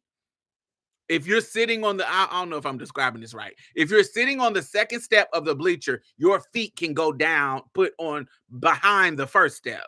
Does it make sense? And so where your feet are, the girl is standing. Am I describing it right? So Tiffany is standing on top of the 4th bleacher, and she is standing on because she's trying to creep closer to try to sneak hit Tiffany. She on that bleacher. But when the dude pushes Tiffany on the girl trips over the first step of the bleacher and she leans back and busts her head on the basketball floor. Bitch, the cackles. The cackles that ensued. And so Tiffany, she wasn't trying to fight. Remember this. She wasn't trying to fight. But now she done fell on the girl. She done pushed the girl and the girl done fell back and hit her head. So she falls, like how they fall is so she fall and hit her head. Tiffany fall on where her legs is on the bleacher still, but her upper body is on the girl. So the girl, because now she's embarrassed and she done bust her head, the girl grabs Tiffany by her hair and start hitting Tiffany in her head. But now Tiffany gonna fight you if she has to. She gonna avoid it if she can. But now she in the fight because the girl got her hair. So now Tiffany is like windmilling. Boom, boom, boom. She trying to get up. And then the other girl, remember I told you it was 3 girls. So the girl that was kind of closer to the fight, there was one girl that I was arguing with, and then this other girl. She tried to grab Tiffany. She tried to grab Tiffany off of the girl because Tiffany is now windmilling and kind of fighting her, kind of getting her. And so the other girl tried to grab her, and I was like, and I grab her and pull her off. Now I'm trying not to fight because because I know that if I jump in this, I am going to get the wrath of every homophobic dean in the school because they do not live for me. I am going to get in trouble because I'm a boy fighting with the girls. It is going to be all of the things. And so I'm trying to avoid it, even though I want to bash. So I grab her off of them. Baby, Miss Thing that I was arguing with first said, boom. It didn't hurt at all. She just pat me on the back of my head. That was all I needed. I turned around and said, boom, boom, boom, boom, boom, boom, boom, boom, boom, boom, boom. And she was done for. The other girl didn't even jump in no more. The second girl, Tiffany, was beating her up. I was beating her up, and we all got to go to the office. And we do all get expended. All of us get suspended except for the middle girl. And the boy who pushed Tiffany into a girl. He gets suspended too because everybody's had the same story about him. He the one who pushed Tiffany into the girl because Miss Thing had a gash on the back of her head because she hit the so hard. She had a gash on the back of her motherfucking head. Oh, I was fighting all the time.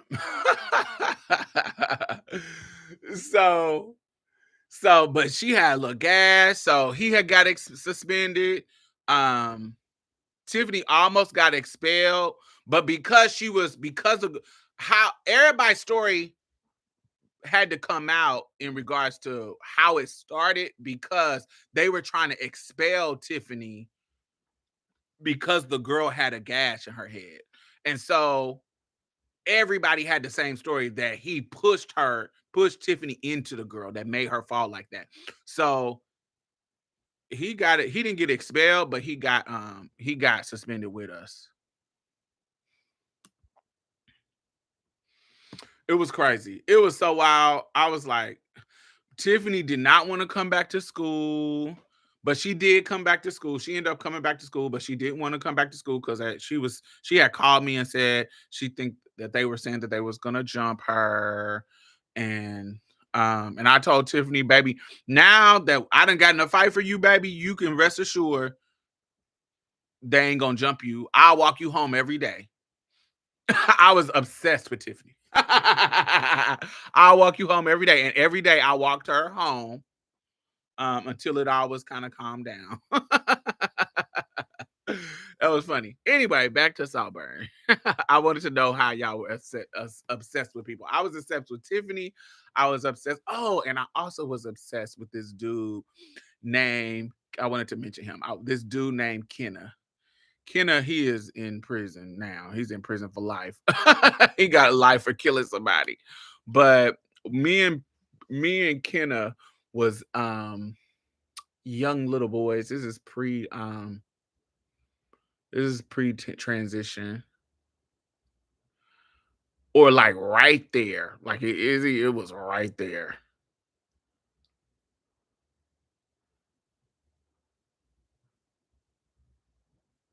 It's like right there at that edge where I'm still kind of androgynous. Yes, Kenna Rao, honey. This is before he was for the streets. This is not Kenna Rao before he was with the streets. Yes, honey. Me and Kenna was at Pleasant Run together. And we were I think we were obsessed with each other. And he, it just, it just was just how he was obsessed with me made me obsessed with him. Like I remember there was this dude named Chris, this white boy named Chris, and he was fine, but he was his name was Christopher Braxton. He was a white boy. He just was one of the first white boys that I was attracted to. Like, ooh, he's cute, and he had a big old thing. So I was like, oh. And when we would call Chris white, he was like, "I'm not white, I'm Italian." And we were like, "Nigga, that's white."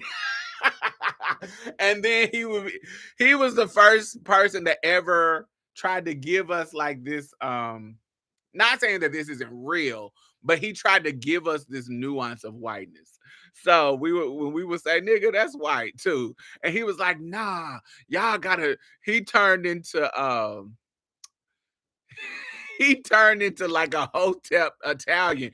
He turned into this. He started talking about how the white people, when before slavery, and he was like Italians and Irish used to be enslaved too, and that's why we was cool with the black people. And they went, and he will go in, not saying that this is not true, because this was true. I didn't know it at the time because we was young kids, but what he's saying is true, that his type of white was a different type of white back in the day. So he comes from a family that knew that history. Italians are racist as hell. Yes, that too. But there was a time when people who was in the hoods and who was in the ghettos, it was Irish and black folks and Italians, any and Jewish people. There was a time in America where white wasn't what it is now. They drew the line, and then they started accepting them, accepting the Jewish and the Italians and the people into whiteness. And so and so he would be giving all this tea, and we young, so we don't know this history. And so we like, "Nigga, that's cool, but you still white. I don't care what you, I don't know all that bullshit you talking, you still white, my nigga." But Kenna could kind of tell that I was kind of flirting, and Chris was kind of flirting with me back. And so there was this one time Kenna tried to come into my room and was like, "I don't want you, I don't want you flirting with these white boys. You supposed to be cool with me." And so we know how we get down. He trying not to say no gay shit, but that's what this whole situation is. Him trying to have what we do sexually to himself without saying I'm gay. So he came to my room kind of trying to check me about flirting with this white boy. And so he had this really obsessive personality about me. And I just ate it up. It was so sickening to me. And I lived. And then I end up leaving the little facility that we well, this was Pleasant Run, and I end up leaving there because I end up going back to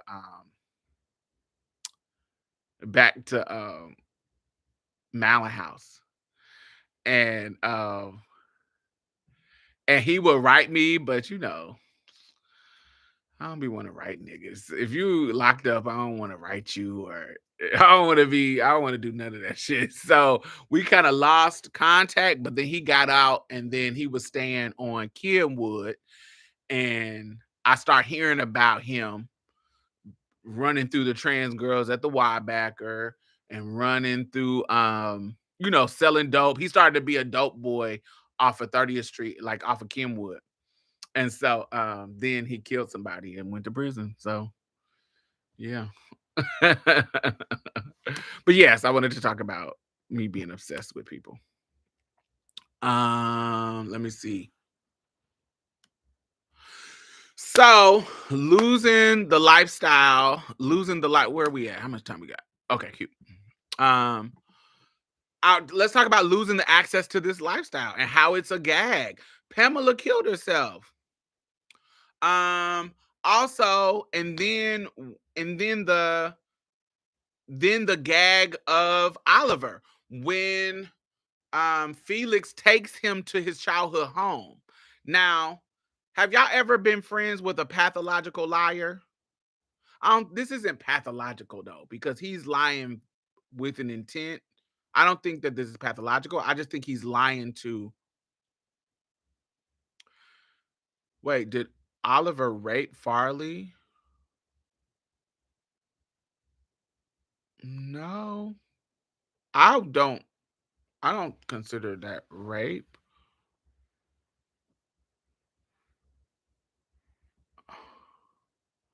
No, Farley, and I felt like he was seducing Farley. He was seducing Farley in the same way that he's seduced Venetia. I don't consider that rape. What they had going on, I don't consider it rape.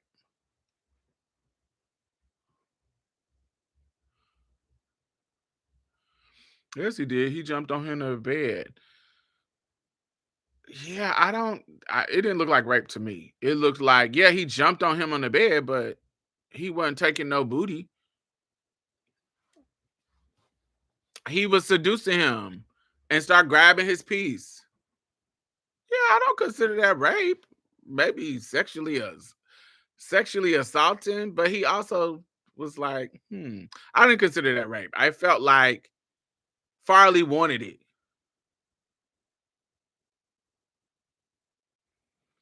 That's how I took it. I took it as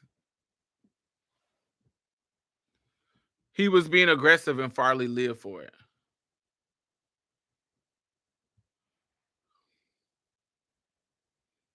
You can't really tell. I think they left that for the imagination. You can't tell if he's jacking Farley off or if he's on top of Farley, like riding Farley's piece. That's what I got from it. I didn't get like he was putting his dick in Farley. I didn't get that at all. I thought that he was yeah, I didn't get that at all. But I think they leave that to the imagination for you to decide what you think is happening. Yeah, I didn't that's not what I imagined. It don't really show you though, but I didn't imagine him penetrating Farley. That's not what I got from that scene.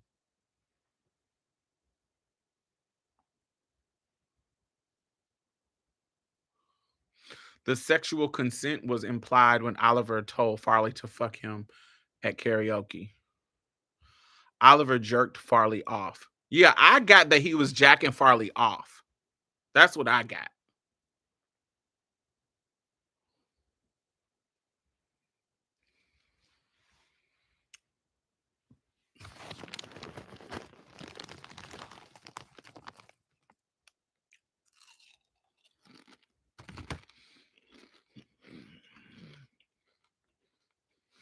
I thought Oliver put Farley in him. Yeah. Either way, I think they intentionally leave that to your imagination. But I do think in the book, because this is based on the book, he's jacking Farley off.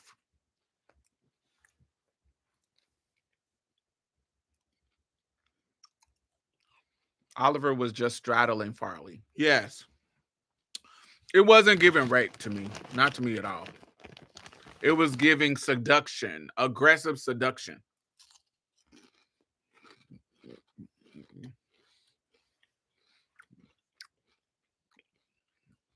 And Farley was living. But I think it's good. I think questioning those things are good conversation. Similar to how Oliver seduced Venetia. Yeah, same thing. That kind of aggressive seduction. Um. So yes, I asked, have y'all ever been in friendships or relationship with pathological liars? But just somebody who lies for no reason. That's so annoying to me. I hate being in relationships like that. Not just romantic, but friendships too, where people just be lying. And so what happens is, I don't think Oliver is just lying because just to be lying. I think Oliver is lying to getting cool with Oliver. And so what happens is, I mean, getting cool with Felix. Felix forces Oliver to go back to his family's home. Now, remember, I told you, or I haven't told y'all, maybe. Oliver has lied and said that his mother is an alcoholic and drug addict, and his father is a drug addict, and that his father has died. So he is this poor kid from this home, this broken home. And so here comes Felix driving him back to his mom's house. He lived in a gated community. Yes. And so what we find out and Felix finds out is that Oliver's family actually is not, they're not upper echelon rich like the Saltburn family. Their last name is not Saltburn. It's Cannell or Cantrell something. But the estate is called Saltburn.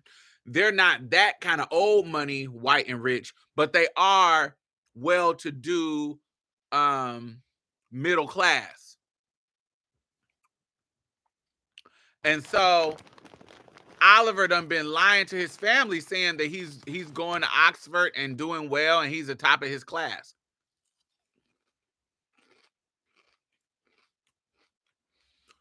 Catons, yes. Catons. Them. Catons, whatever. So when the mama opened the door, Felix is like, no, hold up. She don't look like no Dauphine. She look like a regular ass mama. What is happening here? And then so they come in and they sit down, and here come Oliver's daddy, who was supposed to be dead. And Oliver, that scene was so funny because the parents was spilling all the tea, busting open all the lies, and Felix was like, "Oh, really? Oh, interesting, humble." That scene was hilariously funny. And so now, one thing about Felix is Felix don't like no liars. He don't like to feel played. He's a narcissist. He has an ego. He's that type of, this is, golden boy syndrome. So now that he don't like liars, he already warned him about lying about having sex with Venetia. Now I find out that you done lied about your whole fucking life. And so Felix is done. Felix is it definitely was a dark comedy. Yes, definitely.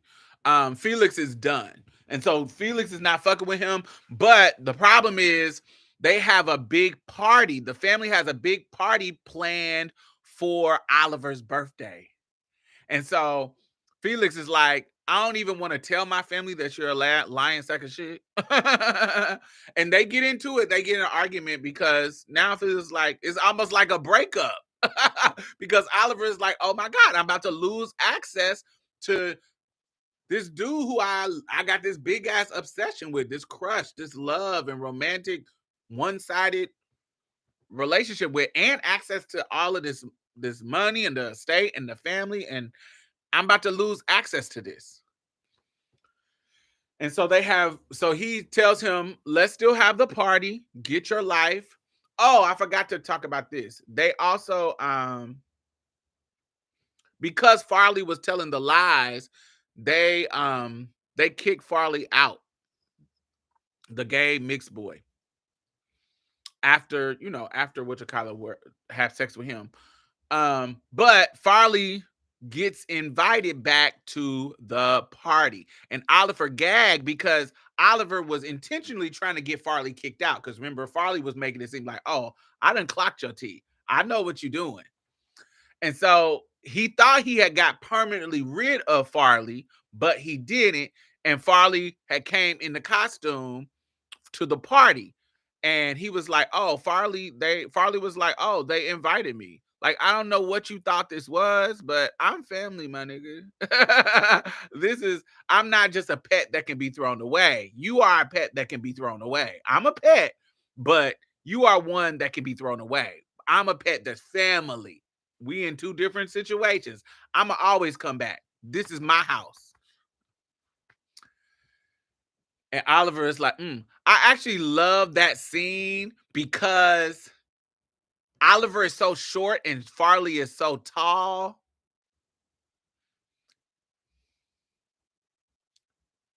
That you see, like, he almost is bullying Oliver. Just the scene shows you, I'm a family pet and you're a stray. Exactly. And just you see first of all, you see Oliver's gorgeous blue eyes.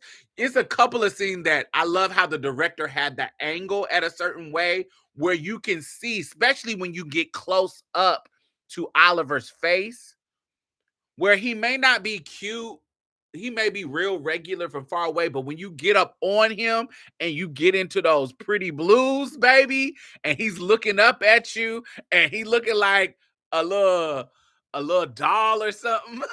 It's a couple of scenes, especially that scene with these in the Minotaurs, Midnight Summer Dreams references. Um it's these intimate scenes that he has with each one of the characters, even when he was with Felix, when he's with Farley. I just thought that those scenes was cute because it's almost like he's the short man, and he is short compared to them, and he's bullying him. And he was like, oh, the cinematography for everything. Absolutely. And so Farley gets kicked. Farley comes back after the party, but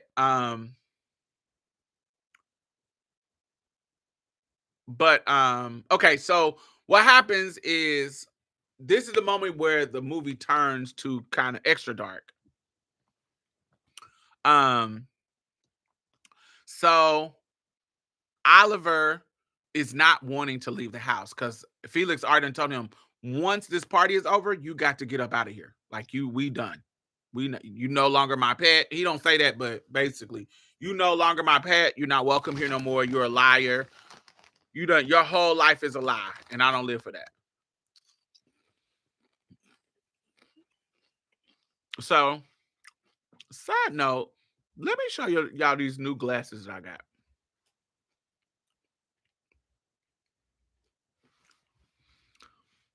This is so fire to me. And what they do, so y'all see how it looks gray Like each one of the lenses look gray. So when you're looking through them, this is hard to explain, man. It doesn't do it on camera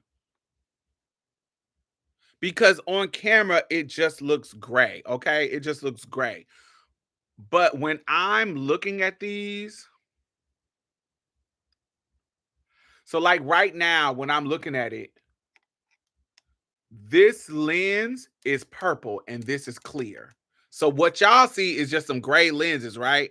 So depending on how the light hit these motherfuckers, like when I turn them like this, these turn, each one of the lenses turn purple, like at separate times. Like right now, this is purple and this is green. And then when I turn it, now this is purple and this is green. Like, and it does it while it's on your eyes. When you are turning your head, I don't know. It has to be some kind of flakes that they got into in the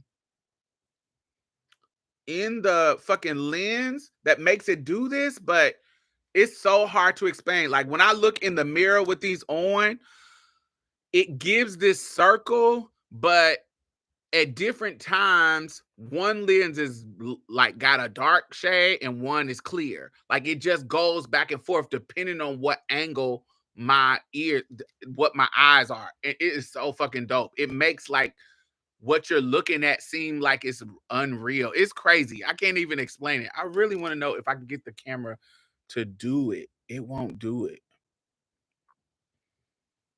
I hate that it's hard to explain. Yeah, the camera's not catching it, but this shit is wild. I've never seen no glasses like this. It's my sickening. But I have this infatuation now with steampunk. And I've been trying to give all kinds of steampunk looks. So today I wore my favorite little combat brown. They are so sickening. I love these. These like my combat. They're really thick and just combat boozy, and they lace all the way up. I love them. And then I wore these, and then I wore this dress, which is super cute. But y'all see it snatches my waist, baby. It makes my waist look so small and cute, and the cakes look cute. But once you put I have a little belt that I put on with it that's super cute, but I can't find it. But yes, oh, this one. Little cute little basic ass belt, but it's cute with the little boots. This one.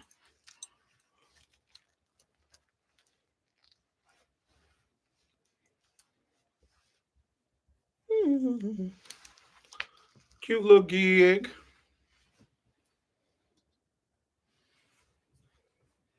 Yay. Super cute. I love it. With my little boots. I love this thing.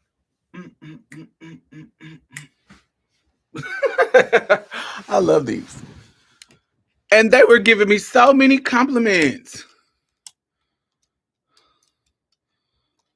I'll just live for these glasses. They are so my sickening. So y'all gonna see them a lot if you see me out.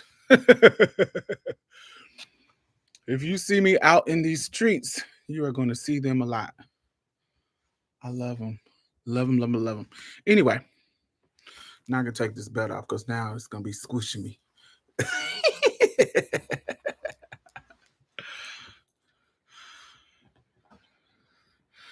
Yes, I love it. I wouldn't wear this. This is a light fabric though, but because it's long sleeve, springs in Houston is hot. But now it's kind of cool. Like it was 70 degrees today. I think it was a little bit over. I think it was 74, but by the time I went out, it was like 70. So it still was cool. But I only get to wear stuff like this that's, high neckline and long sleeves during this time, January and February. So, but I wouldn't wear this in the summer because it's kind of with the long sleeves and I'll be hot as hell. Or the spring, because our springs is 80. It's supposed to be 70s all week. Yes, 70s. Put this on too. Yes, I love this little hat. Mm. And then sometimes I'll do let me see. Where is my, if I wanted to, I could do, where's my,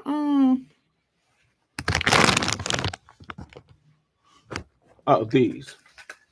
So if I wanted to, I could do, if I wanted to be like quirky, I could do my orange and yellows because the orange contrasts with the blue.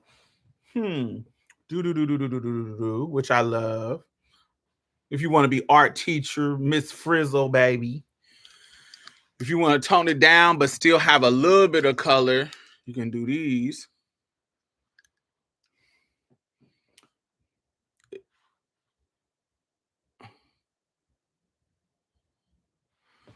Oh, you talk about this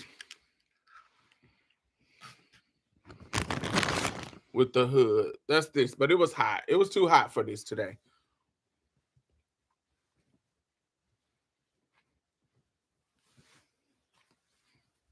Yes, and it got a little hoodie. Little hoodie. I do love this cardigan because it's so cute and it's long as fuck. So yeah, this went perfect with this. But I wouldn't do it with the hat though. But I love that. And you can come. I got some Chloe's. These are some Chloe's. You can come with the yellow. The other ones was orange, but you can come with the yellow. I really don't like the yellow.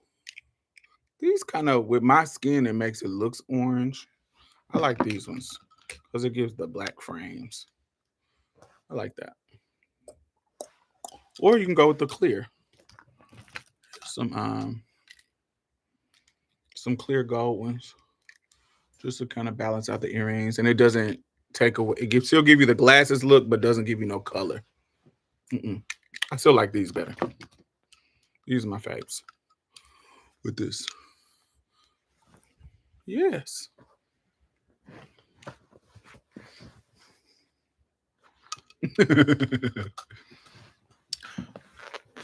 Miss Frizzle was lit.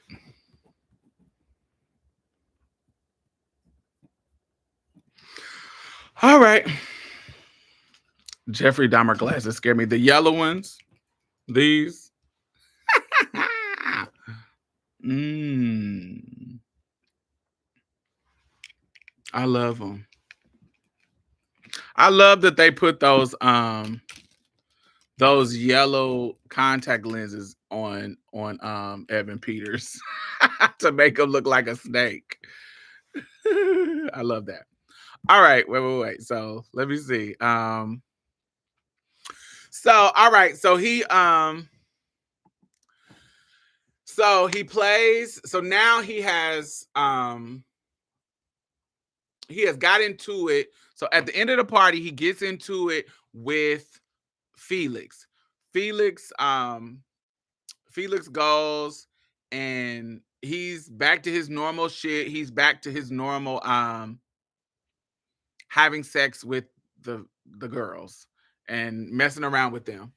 And of course, Oliver comes in and he has these horns on, just like Midnight in the Garden of Summer, whatever, the Shakespeare show. He has the horns on and he sees them having sex and he interrupts it and they get into an argument. So what you see happens is, what for the rest of the movie, Oliver turns into, not turns into, what starts to reveal is he kills, this is actually one of my favorite scenes in the movie. He kills Felix, and the crazy part. This is out of all the crazy stuff, this was the craziest scene. The scene after Felix, when they discover Felix's body, and the mother and the father and all of them are trying to go back to normal and have lunch. It was that scene where the maid, the not the maid, the butler is trying to um shut the curtains, and they're just trying to go on as usual while their golden boy son is getting shipped off, like is dead, and the coroners is coming to get him, and they're getting lost in the maze. And this this is crazy. And then the daughter is having a mental breakdown, drinking her wine and spilling it on her. The dad is going off, goes off on Farley. Um, and Farley is like, how are y'all gonna go on? Like, this is unusual. That shit was weird. Business as usual for them. Yes. And then he tries to come for Oliver, which that was his mistake. I know he was mentally like getting wore out because Felix is dead, but he was like, why are you still here?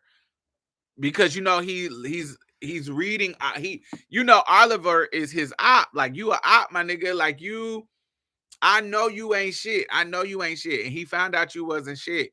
And or he may not have knew that, but I know you not shit. And I know you tried to get me kicked out of here. I know you did. Because you tried to tell him that I told about you and Venetia fucking. I know you are op. And why are you still here? And so Oliver snitches on Farley about him doing drugs. And they search Farley's room and they kick Farley out, blah, blah, blah, blah, blah. And so it turns into this whole thing where, now they're dealing with their son's death.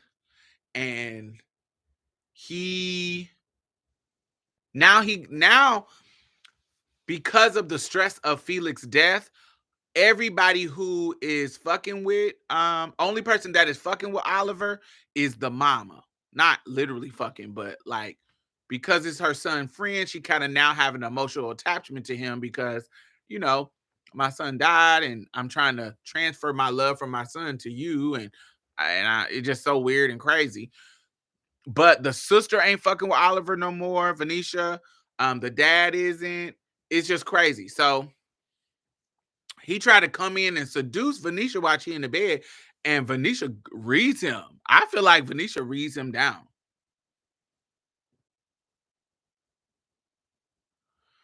He just got back and was trying to clock his tea and got gagged. So, but the daddy wasn't ready to pay yet. Not yet. The daddy paying comes after the Venetia situation. And so Venetia reads him like, you are a loser. Like, you are nobody. You'll never fit in with us. Like, don't think I haven't clocked you. You're like a spider, but you're not really a spider. You're like a moth. A spider, a spider is like you doing this little web of lies and da da da da da. But I know you're not a spider. I don't think you're a spider. You're a moth. You're quiet. You are attracted to shiny things. You are gonna eat us from the inside out. I know who you are, and you're not fooling me.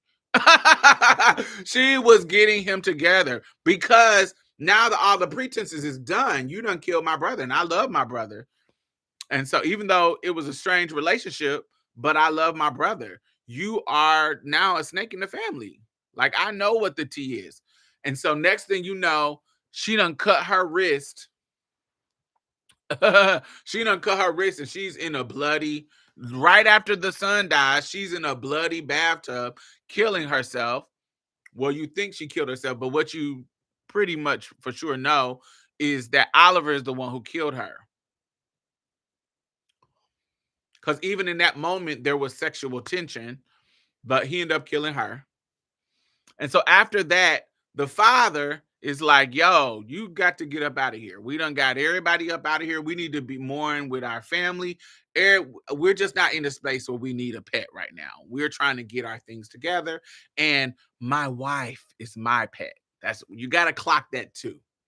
So most rich men, their wives are their pets. And so I don't need to have pets. My kids can have pets. My wife can have a pet. I don't need to have a pet because my wife is my pet. My wife is the motherfucker I'm here for. And I can tell that you are getting too involved with her. And it ain't like Pamela. You getting too much. So we need to grieve alone. So you got to get up out of here. And so Oliver is like, I don't think so. I don't think I can do that. And blah, blah, blah. He's trying to avoid leaving at all costs. But the father was like, how much do I need to pay you to get up out of here? How much? And so I guess whatever he wrote the man, whatever he came up with, he ended up leaving. And so Oliver has to walk this walk of shame through the housekeepers with his suitcase on out. So next thing you know, the dad dies. Oh, I forgot the part. I forgot this part. So when Felix dies, I just wanted to talk about this part. Because this is the other gaggy part. So when Felix dies, they all bury him on the land, and they all is in the rain with umbrellas and blah blah blah blah blah. That was a symbolic walk of shame, but I skipped. Felix, Oliver didn't want to kill Felix. That was like an act of passion. He takes his crazy obsessed ass and goes to the gravesite. They just buried this man.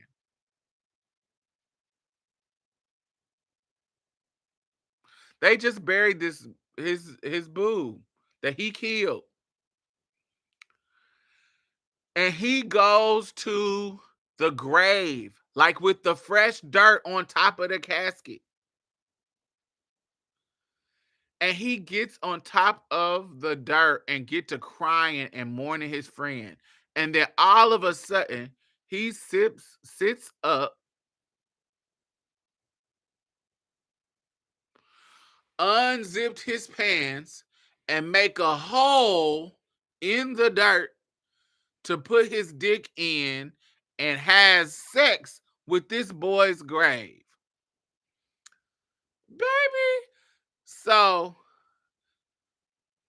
I was already gagging, quite literally, at the bathroom scene, the bathtub scene, drinking the cummy, dirty, gross water. I'm super gagging at the scene with the period juice on the period blood on the fingers.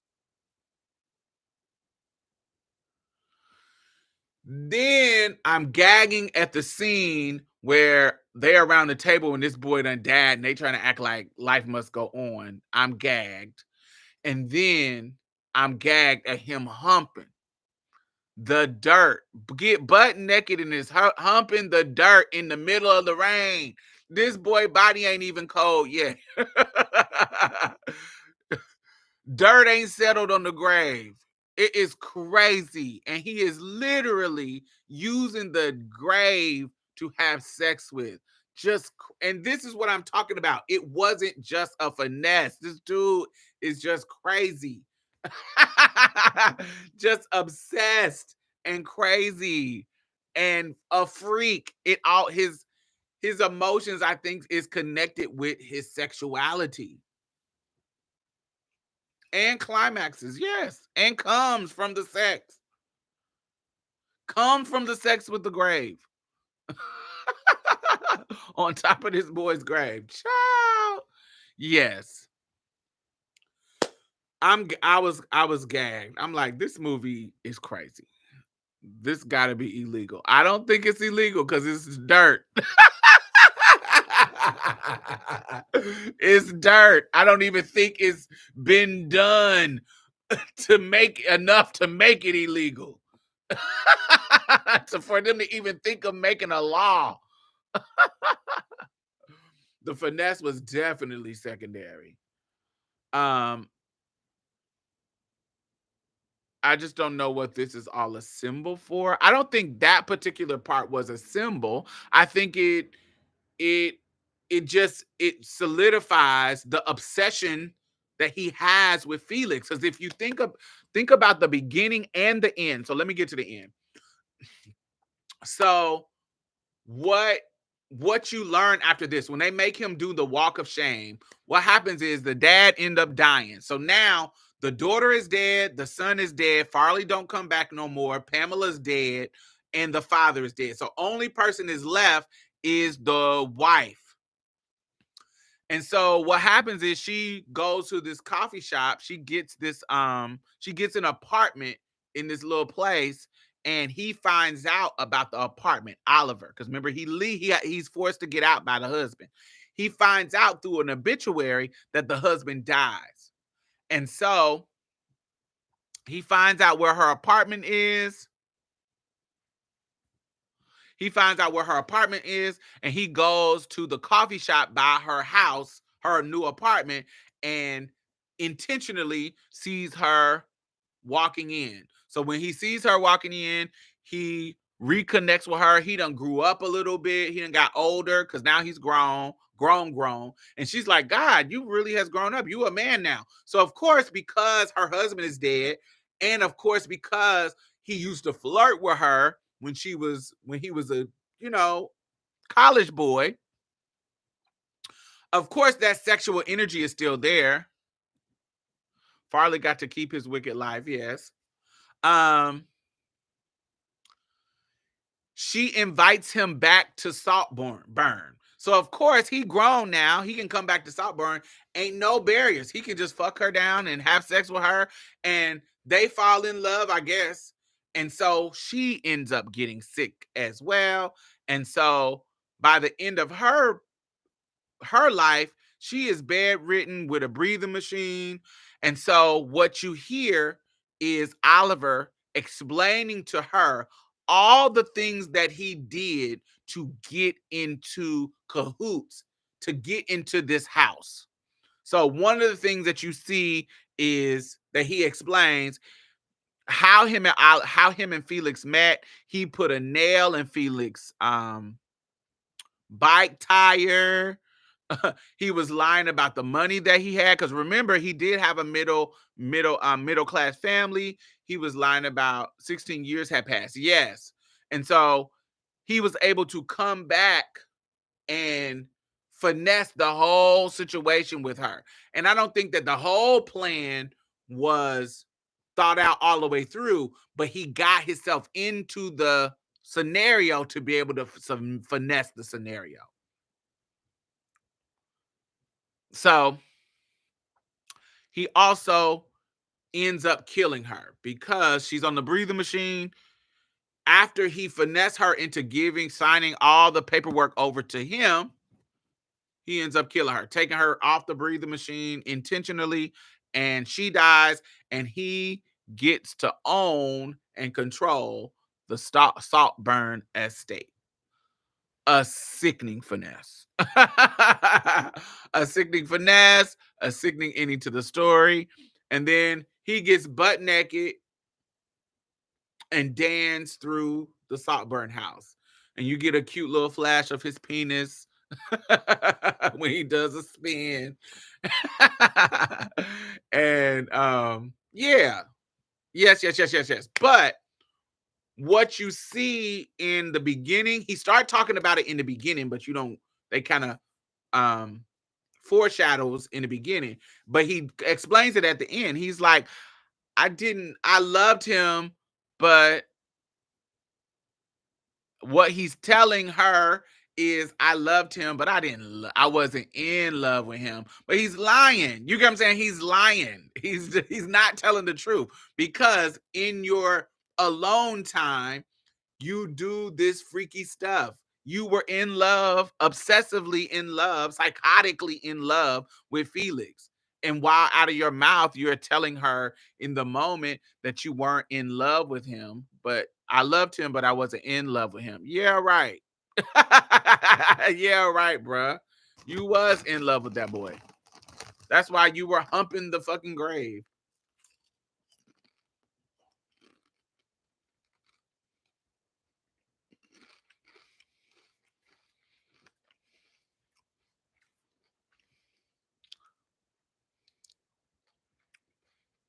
It almost looked like he was talking to a shrink in the beginning as he was telling the tale. He said he also hated him. Yes, he said I hated him. And I think I think two things can be true at the same time. I love you because I'm infatuated with you and I really would like you to like me. And if it all could have worked out, it would have been cool, but it didn't because you weren't gonna give up your position and love nobody. Um, but I also hate what you represent, and that's that class thing. I think that I don't want to say everybody has this, but I see this as in a lot of people. It's kind of in a lot of scenarios. It's like being the popular person in the school, like a dude, girl, whatever, the popular person. People will love you because you're popular, but also hate you too because you're popular. And that goes with being popular because you're pretty or popular because you're really athletic, popular because you're a good singer. Like if you have a talent that it may take skill, but it doesn't necessarily mean most talents people think are God given. Do you see what I'm saying? So it's almost a level of you didn't even earn this, you just are able to do it. And I think we think about this stuff with singers. I think we think about this stuff with people who are naturally beautiful. I think we think about this stuff when people are athletic, like with men, when they're naturally good at basketball, naturally good at shit that make them more manly, lifting weights and doing things that are athletic. If they have a skill at those things more than other people, it can make them popular. And people who admire those things or admire popularity or admire the social butterfly, even if you just gotta your skill is um extroverted personality. Love and hate is two horns of the same goat. Real quick. Um, that's a good analogy. Um, it's easily it's easily for you to be able to love the person and hate them or go back and forth. You get what I'm saying? Depending on what they do. You can continue to love them if they continue to conditionally, whether they know or not, meet the conditions of your love. But as soon as they do not, people will hate you, they will get you killed, they will get you wore out. If you watch any of those like first 48 or those kind of shows where they kind of dive deep into the details of somebody's murder, it is so many stories of somebody's love for somebody flipping at the drop of a dime because of and them leading to their murder, leading to the person because they didn't do something or they didn't fulfill whatever the imaginary or real condition of their relationship. It's so many situations where I've seen that where I'm like, oh, this turns so ugly so quickly, and you love this person. You really did love them.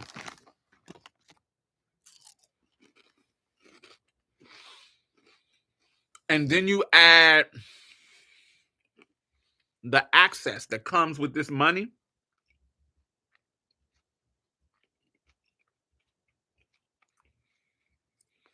That temptation, that's strong to somebody. That access to that kind of privilege, that kind of look at Selena, the singer Selena, and what's her manager's name? The one that killed Selena?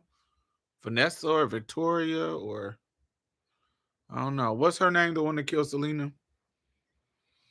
Her manager, that whole situation. There's so many scenarios like that. Even, men that kill women. Yolanda. Yeah, sorry. I was way off. I knew it was some old 70s name. Yolanda. Yes. Just like that situation. Do I think she loves Selena? Yeah, but I think shit can flip on you. Shit can flip on you when that access and the money is threatened to be taken away. That gets real. That's when it gets real scary. You got to be careful when people love you like that, and you especially when you connected to some their survival. Yeah, it gets real weird. It gets real weird. But yes, overall, I really enjoyed the movie. I thought that it was dope. I thought that it was written very well. I thought the acting was really, really good. I think Rosamund Pike is a really good actress. I think she's really good. There's very little movies that I've seen of her that she wasn't really good. Girl Gone, or not Girl Gone, Gone Girl.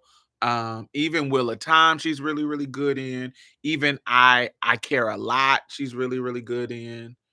I think her subtlety and vulnerability in this movie really shone through because a lot of times when people play uppity people, they don't always know their vulnerability. They're too busy playing like a caricature of what they think rich people act like. But she showed a depth to her character that I really, really liked. Um, Jacob Elordi, he is fine. Um, but I want to see him in other stuff. I want to see him in other movies. I think he's really good too. But definitely whoever plays Oliver Barry Grohan or wherever however you pronounce it. I want to see him in more movies. Yeah, I think it was a great movie overall. I think it was good. I think the plot just went well. It went good. So I loved it. I recommend it to anybody who hasn't watched it. Um, this is why I say it's a blessing when people remove themselves from your life. Just let them go. Because he totally didn't have to kill Mama. She was gonna go soon enough. She was bedridden. I think he was so far gone, and every one of his plans had worked so far. He felt invincible, and he kind of was. And then I think if you remember why he was able to run around the house all naked is because he done fired all of those people. So he needed to get rid of them people. Remember, he had to do the walk of shame. He had to get rid of them. Get rid of them and y'all up out of here. Now that you done signed this shit over to me, baby, my power of attorney, I'm getting y'all up out of here. And then I can get rid of her. And then Saltburn is mine. Son is gone, daughter gone, dad gone, mom gone. And I'm here. Emerald Fennell wrote this, and I love her acting also. She's a little big weirdo. Emerald Farnell. Do I know her? What does she act in?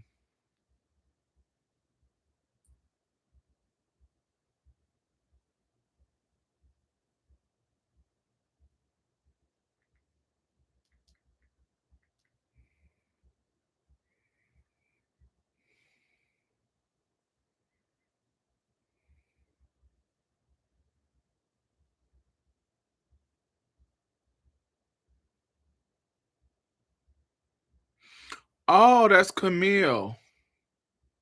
Oh, that's the young Camilla. Camilla in season 3.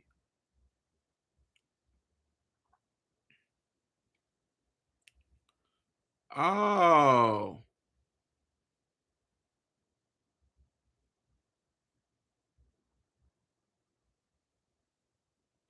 Oh, she was also in Call the Midwives. She was in a lot of stuff that I live for. She was in a Danish Girl. Oh, cute. Pan. Oh, I know her. I didn't know she wrote this.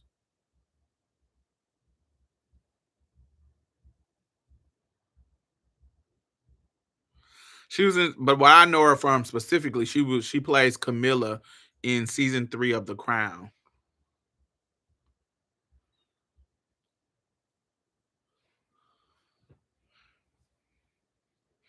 Everyone was gone, so he had no access, just money. I don't know. I don't think I think that if she signed everything over to him, he has access to everything that he has there. I don't know. I don't know what that part, but I think the ending implies is that I got everything I wanted. I have Saltburn to myself.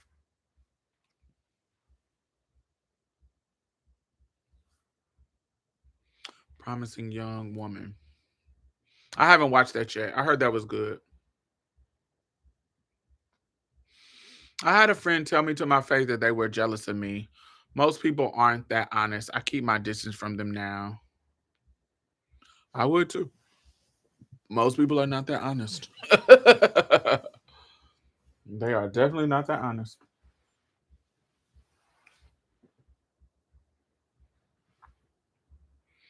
I really want to know what the butler peeped after everyone was dead. Hmm. Yeah, I heard Promising Young Woman was good. I haven't watched it yet though. Do, do, do, do, do, do.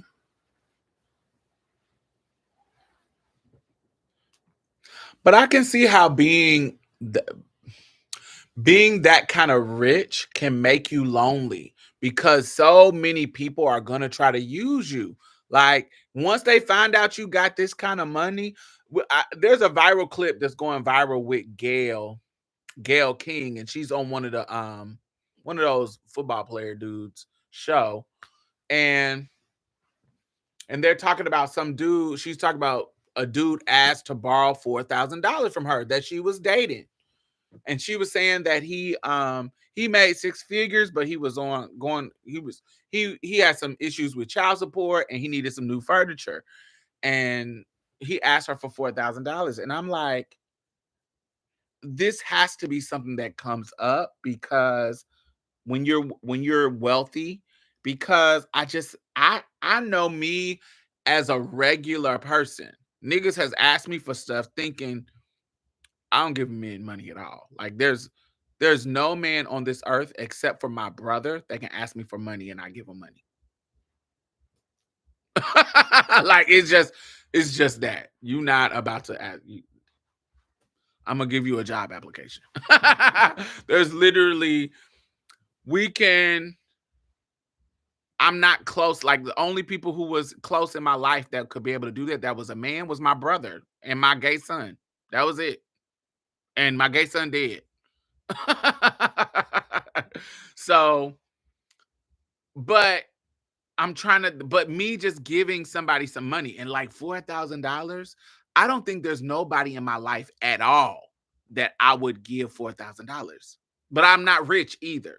I know if I was rich, it would be different. But because it almost wouldn't be nothing. You get what I'm saying? But right now, hell no. But I'm trying to think if I was rich, I don't know. No man, like my friends could come and ask me for stuff, but no, just some man that I'm dating asking me for $4,000. If you don't get your ass out of here, no. And I can just see that being a problem over and over and over again for somebody who has money. If I was rich, I would got too many mooching ass family members. I don't. The people who are in my life currently, if I was rich, I would help them out. People, my friends, I just have some good friends. My family, I only have one brother. I got two brothers, but one that I'm close to, um, I only have one. I can't see my other brother asking me for no money. But I also wouldn't be tripping about him asking me for some money depending on the limit. But my family and my friends, if I ever got rich, they would be taken care of anyway. I want my my circle to be taken care of. Now I can see it getting to the point where I done helped you out and you still come and ask me for money. But I'm also, because of I've always been like the mother hen type of person, I also have learned boundaries. Like, I've learned the how to say no to somebody that I care about. So that's really easy. That's really easy for me. So if you going too far, I'll be like, no, without any kind of guilt. Like, people wouldn't be able to manipulate me. I wouldn't be able to like. I know how to say no, but you know what I'm saying. If I was rich, I would take care of my people. Like if in it, especially how rich.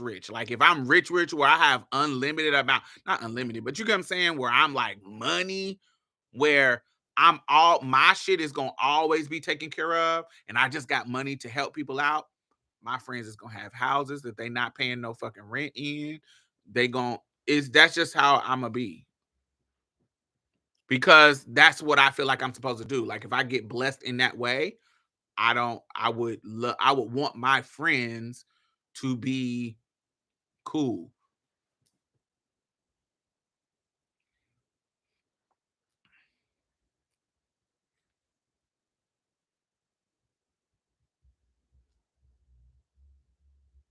That's just how it is. I think that's how it just would be. It would be easy, but I don't also have like a million people. Do you see what I'm saying? You saying you got a big ass family. I got a tons of family, but am I cool with them? No. Like, I'm not cool with I don't have a big family that I'm cool with. I don't have a big family that will come to me and you'd pull a Patrice colors for the gods. Yes, I would. I think one of those things, but I don't find that to be wrong. I think what people don't understand with Patrice, and this is because I have inside, I'm cool with close people with Patrice. I'm cool with the inner circle of Black Lives Matter people. What people don't understand with Patrice is Patrice not only was getting a salary, but she also was a public speaker getting paid to come speak because she was one of the main Black Lives Matter people. And not only was she that, she was a teacher, like a professor or something.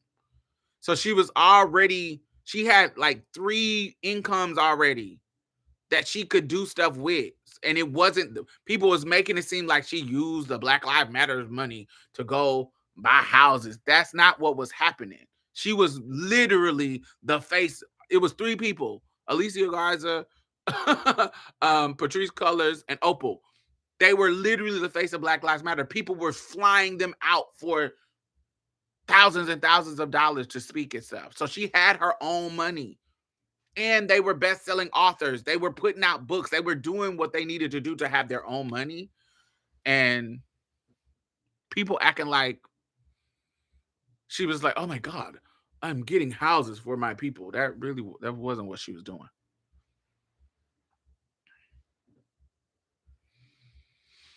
I have tons of family. I don't ask them for nothing. They don't ask me. Would assume we would continue that. Boom. That's the thing about it. Like, I've already established boundaries with people. And so more than likely, what only a few people would know that I was coming up on some money anyway. But they would only know it because I would be blessing them.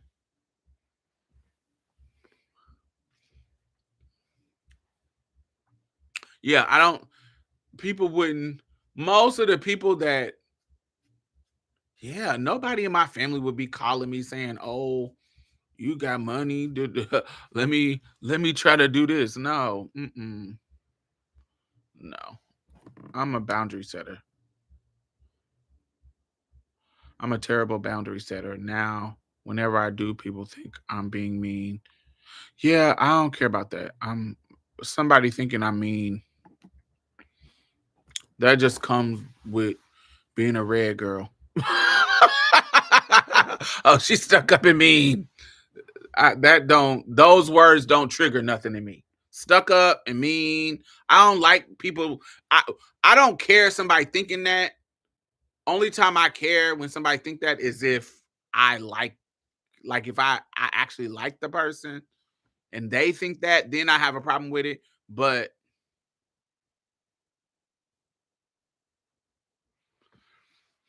we know you hit a lick when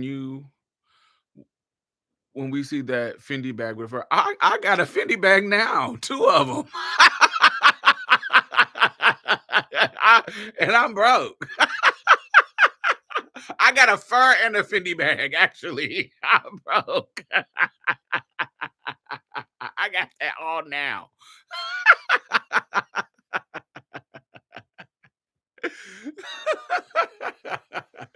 I have all of those things right now, honey. I'm trying to think of how you would how people would tell. You can't say, "Oh, she's traveling," because I travel a lot now and I'm broke. I guess my you would see the difference in my place. My place would be bigger. I have a one bedroom, simple apartment now. Um, I do have a dining room that's not in my kitchen in my apartment now. Baby, when she got her last Fendi, we searched for bags over where over. Her search for bags were over. Yes. Yes. Also, that's another thing. Things that I want, I work hard to get. I also don't have children. I don't have debt. I have student loans. But I don't have like big credit card debt. I don't have you know what I'm saying? Like I don't have normal shit that other people have. So if I want something that's under $5,000, I can get it. When you get over the $5,000 mark for me, that's when it's like I can't afford it. Like I can pay something for $5,000 and I know I'll get back up. I say I put it on my credit card, I'll pay that down within a year. Do you see what I'm saying? Or less than a year. I'll pay that down because I'll have a speaking engagement. I have a workshop that I do for somebody. I'll do something where I can just chip away at it. But like $10,000, anything over 5,000, really, like six, seven, eight, da da da da, that'd hurt my pockets where I'm like, ooh, uh, giving that much money feels horrible. The most expensive thing that I've ever paid for,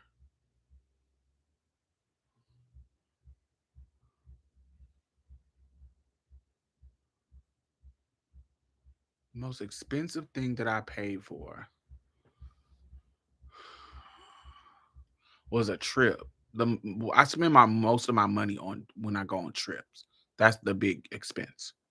I think the most that we spent was when we went to Paris. Paris, we stayed in Paris for like almost a month. And so the housing, the hotel, that was the bigger expense. So I spent that was a big chunk of change. So travel is the one that I spent a chunk of change on. But if we talk about like purses or stuff like that, I think the most expensive thing that I have is I think my Fendi bag.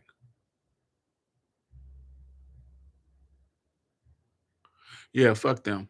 The most money I've spent like all at one time, I bought a Loewe and a Prada bag all at the same time. They both were individually. Come on, balloons. Make sure you thumb up. Individually, they both were at cool prices because I'm never gonna go to the store and pay for a bag out of pocket. I'm gonna go to the Real Real. I'm gonna go to Fashion File. I'm gonna go to eBay. I'm gonna go somewhere where I can find that authenticates um something. Um but yeah, I paid for I put it on my credit card. I pay. I was in LA and I went to the Real Real. They have an in-person store and they had two of the bags that I wanted all together. There was this there was a Prada bag that I fucking love. And there was a Loewe bag. I always wanted a big Loewe puzzle, and I got my Loewe puzzle. Let me see if I can see it. Is it over there? No. In my Prada bag, and buying them together was the most that I had spent on a like a fashion purchase together.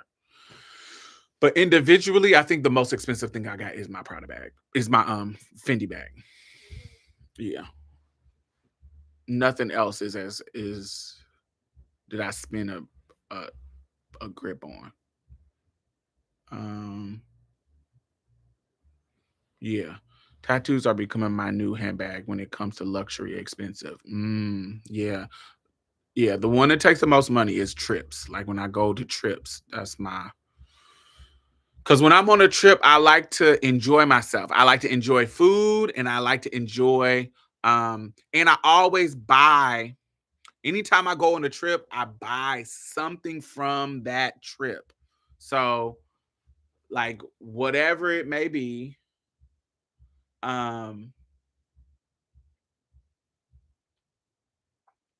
it could be anything. It could be something expensive. It could be earrings. It could be something not expensive. It could be something from a thrift store. But I have to get something from the wherever I go. Like for example, let me see if I can find it. This bag, I got this bag from Amsterdam. I got a couple of things from Amsterdam, but this bag right here,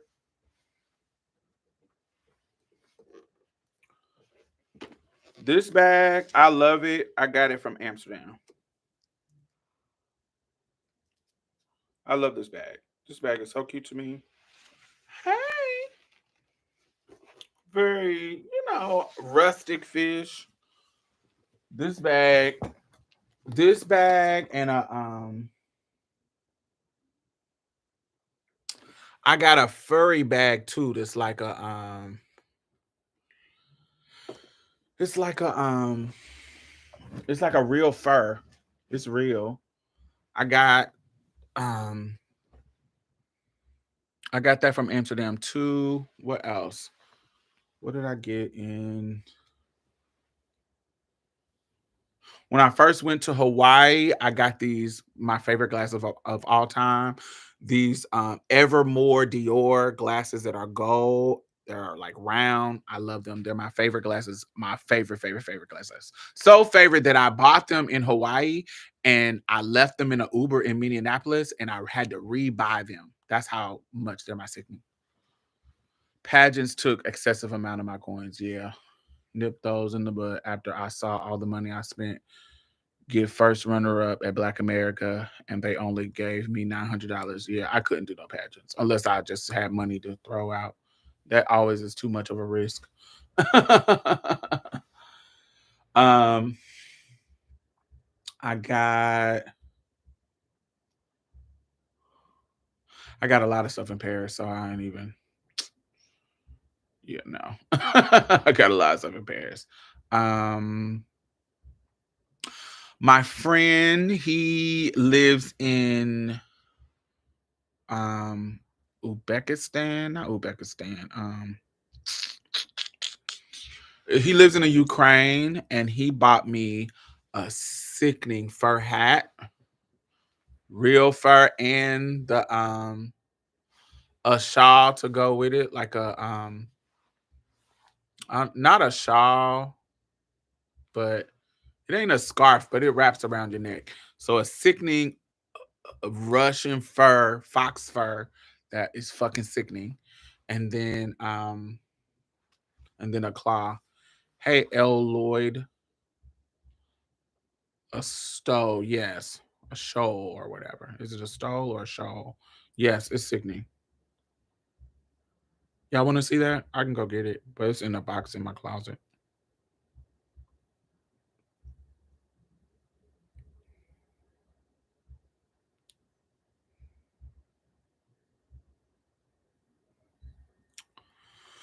I'll go get it.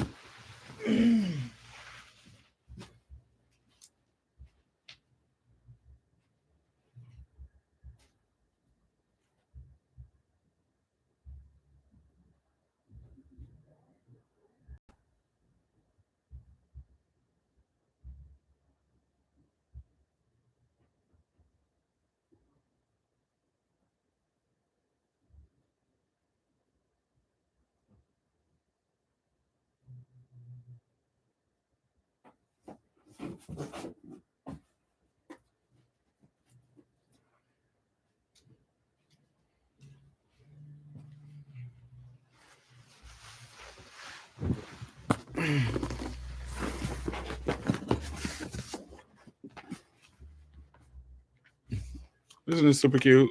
When he sent it to me, he sent me a card. Isn't that he created? Isn't that super dope? I love that. Tipping around Houston. I haven't got to wear it. I haven't got to wear it at all. I haven't got to wear it because it doesn't really get this cold. I love it. It's super cute. It's super soft and it smells so good. Here's the hat, and here is the shawl. Yes. Hmm. Hmm. Me tipping around Houston in this, bitches will look at me like, bitch, if you don't get your ass out of here. But I love it. It's so soft and so I love this. It's so fucking cute.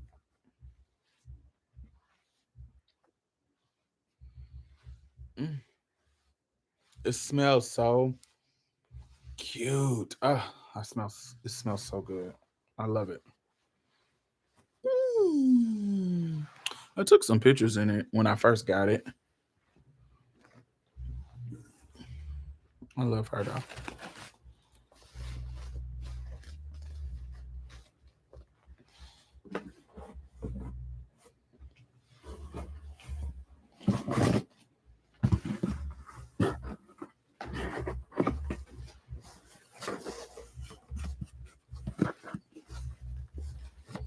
I keep her in the box and put her in the closet, honey, until I have a trip to somewhere cold, cold, cold, cold, cold. Ah.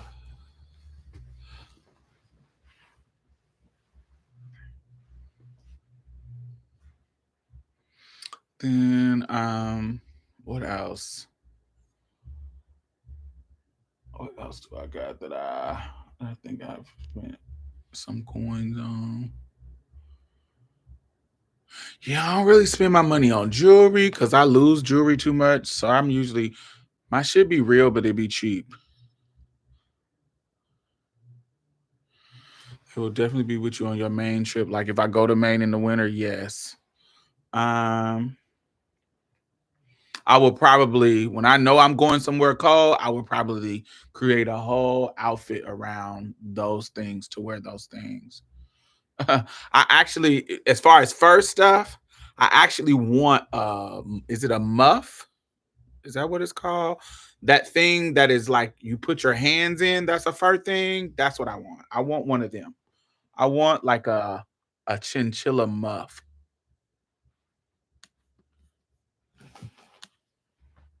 Yeah, I want whatever is it called a muff? I think it's called a muff.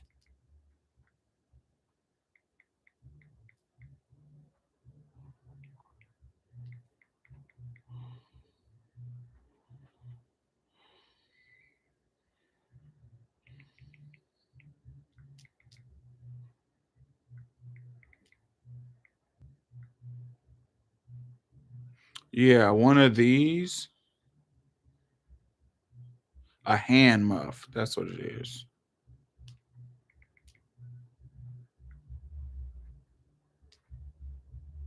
Yes, one of these.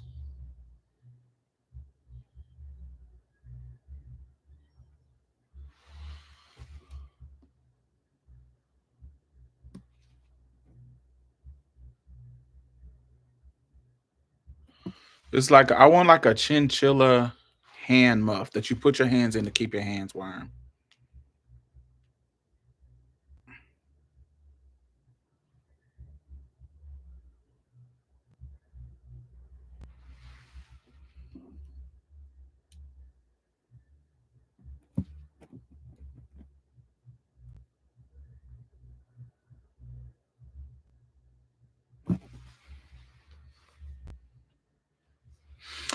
Do you try local foods? Yes, I try nothing but when I go to places, I try to eat whatever their normal foods is.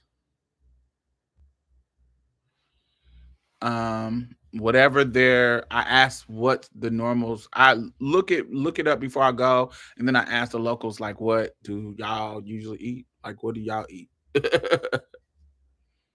And I usually hit up a lot of trans people. Like if I I do this every time I go to a country. Black trans people in country, whatever country it is. And I try to hit them up and say, "Hey, what's the tea?" Da, da, da, da, da, and get cool with them to try to see a little bit about um yeah, the landscape, where the gay clubs, where the trans clubs, where the shit to go to. I usually try to do that. And then that's how I found out about the food. Cause sometimes when you like Google like 5-star or 4-star restaurants, it be shit that just got good marketing. But I try to ask people.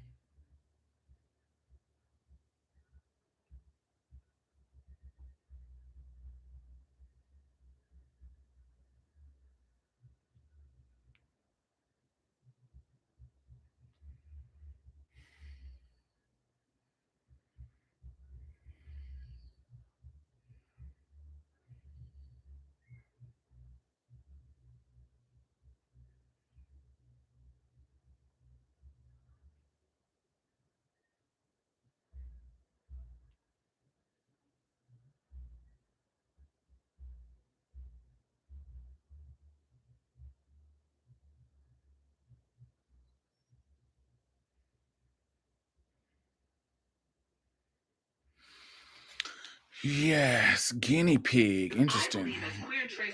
Mm, guinea pig. I'm trying to think of did I eat any weird anything? I know when we went to Egypt, everything that we ate at people's houses was delicious.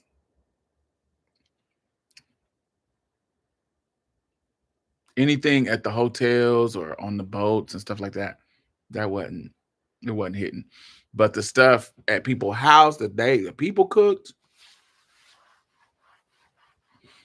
it was delicious. Loved it. Um, the food in Paris, especially like the sweets, were really, really good. The food was good too. Um, but anything that I got from the grocery store, like the food was good, but at the grocery store, like shit, because we stayed there for so long, we wasn't just eating out, we was like buying food. Man, like the produce, like the strawberries tasted like magical strawberries. Like the fruits and shit that you get from the store, it was like, "Oh my god, this is so good. Like, what is happening? Like, this is the most delicious regular fruit that I ever ate." Um, I hated everything I ate in London. No, no, no, the place, the Soho House in London was delicious. That was the only thing in London that was good. Um, the Soho's house was good, but all the rest of the food is gross. Um, yeah, it was disgusting. Everything in Amsterdam was good. Um,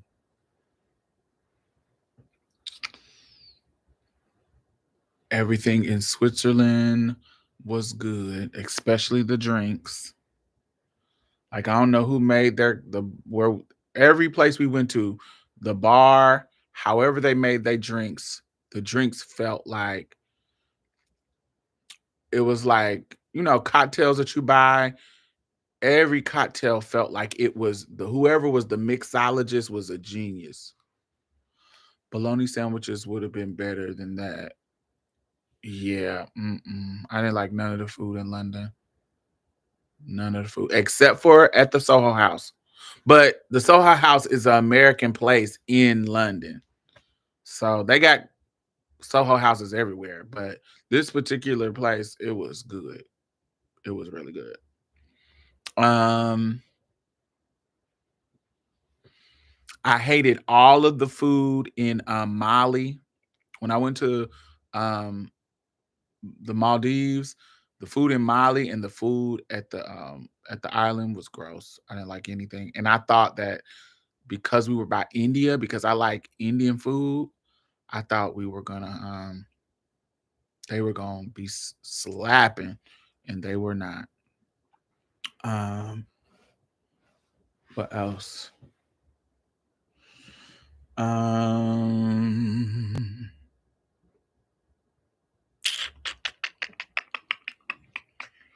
Um, Guadalajara, the tamales. I got some tamales in Guadalajara, and they were so good.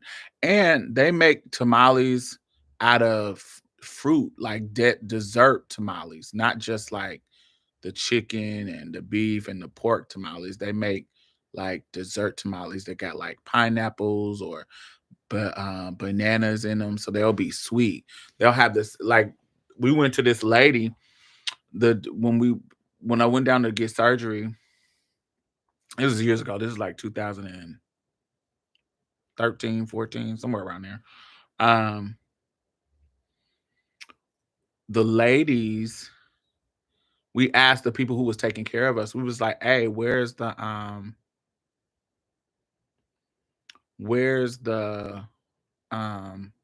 where's the best tamales?"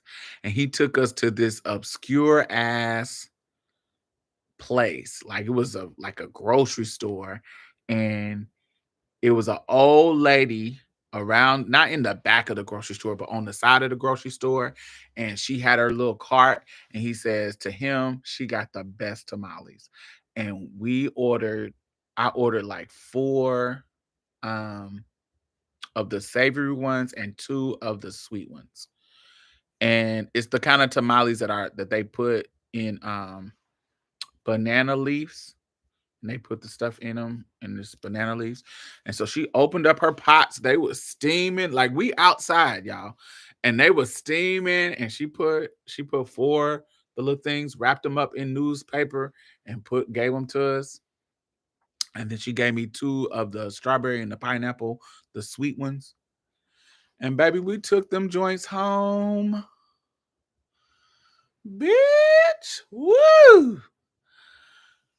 I was like, we gotta go see her again, honey, because these is the best tamales I have ever tasted in my life. Except my favorite tamales that I have ever tasted.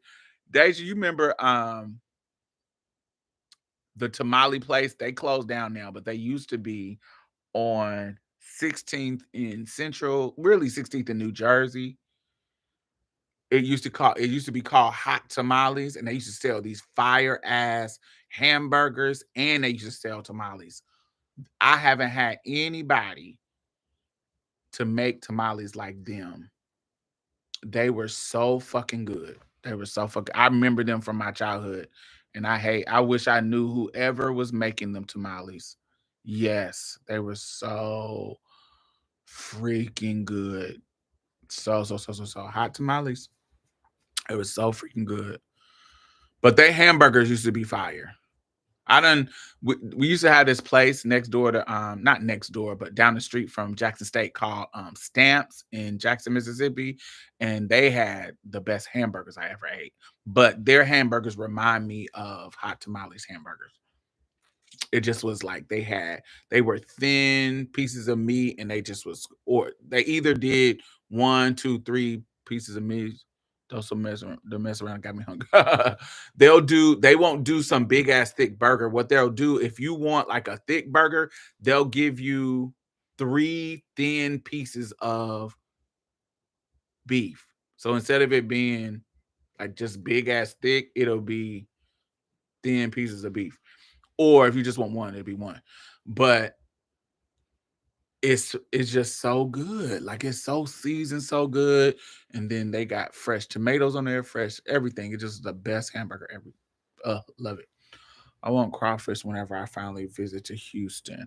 I'm not a crawfish fan. I like crab. Like I'm more of a crab person, crab legs. I don't really fuck with crawfish or lobster. I don't really like that. Um, yeah. Any of the in Houston, I don't know. I think Houston is the best culinary place in the country to me.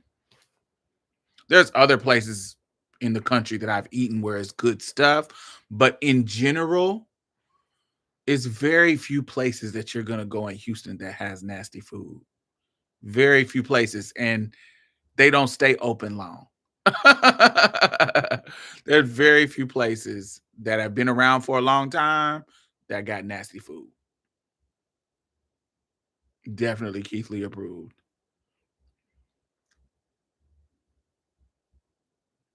I would say Chicago has the best food. Mm. There's some good places in Chicago. That's cool. Yeah, I wouldn't say best, but yeah, I've had some good places in Chicago.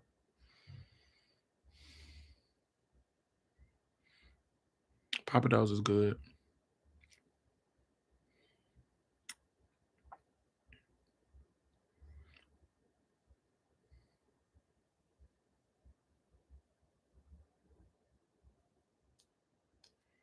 I always want Papa Do's when I go to Atlanta. Our Papa Do's is different than the Atlanta ones though. We got the originals and they I think it's a little different. Cause I ate at the one in Atlanta and it didn't hit like ours. It didn't hit like ours. I'm trying to think of where do I remember eating at in Chicago that was really good.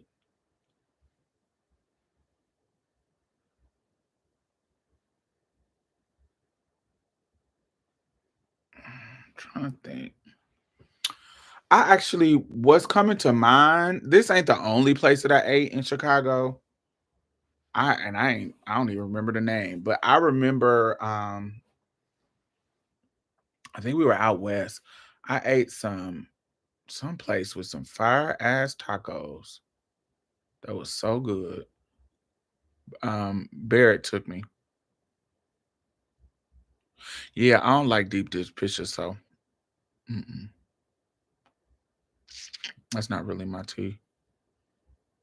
Um, a place that I really fuck with when it comes to food as well. Well, when it comes to particular things, I really like St. Louis food too. I love St. Louis barbecue and I love St. Louis's Chinese food.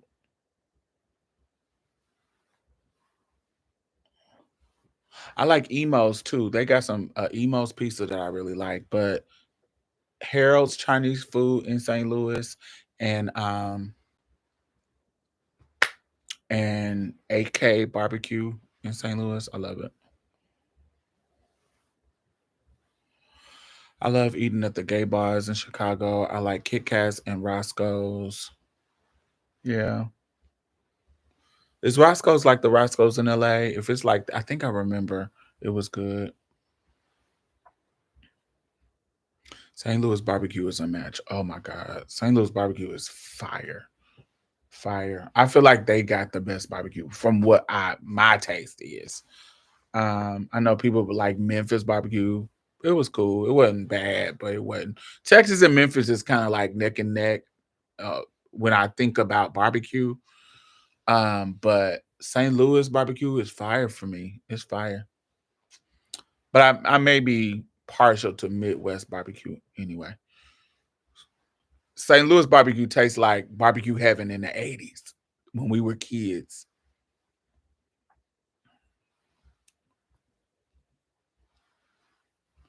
Yeah, it ain't my tea. I think it's I might be partial to Midwest barbecue because I like Chicago barbecue too. Chicago, Indianapolis, St. Louis. St. Louis is my favorite. I like sauce on my barbecue. Yes, me same here. I like it to be in the meat. I like some good bear barbecue too, but yeah. I don't think it used to be back in the day, it used to be. I feel like they done dropped or something. They done lost their swag. And it ain't giving like it used to give. Like barbecue heaven ain't giving like it used to give.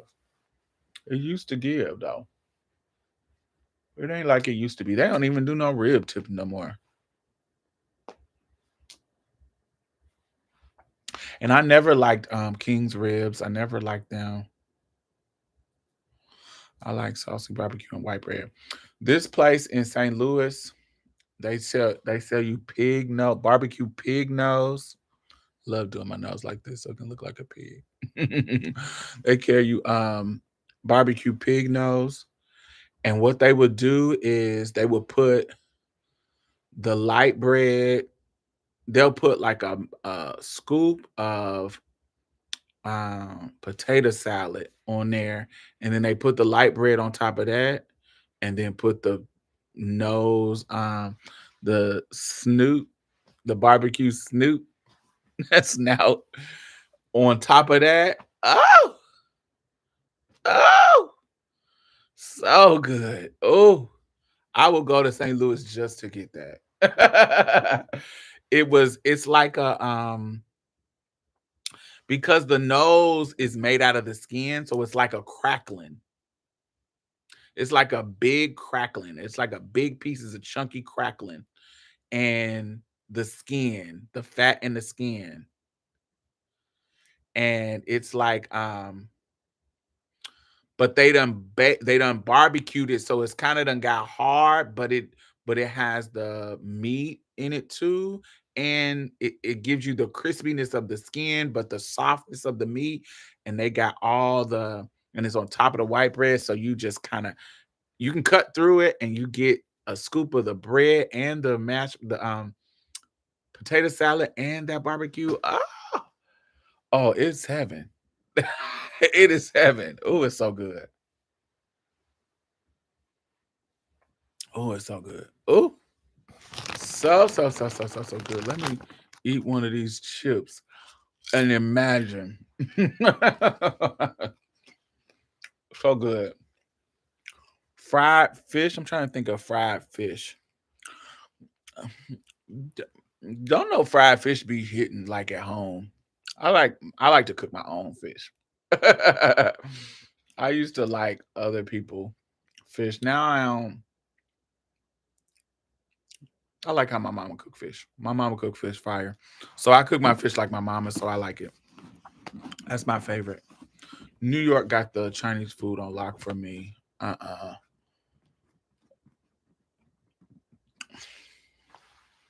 If I'm to be honest,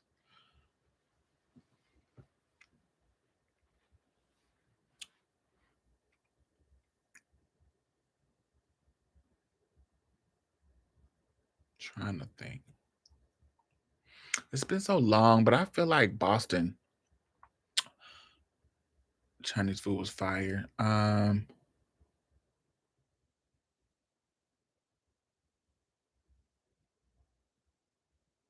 Yeah, I don't know.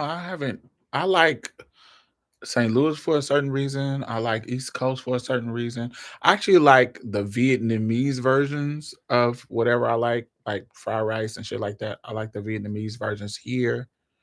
Um, but I kind of like back home, back in Indianapolis. I used to fuck up some motherfucking Devonton rice. Even like red is it Golden Dragon? What's that restaurant? Dragon Inn, Dragon Inn, even Dragon Inn. They used to be fire. Ooh, Dragon Inn in Indianapolis. I don't even know if they still open, but Dragon Inn used to be fire. I like my rice to be brown, so I need you to put some soy sauce in there.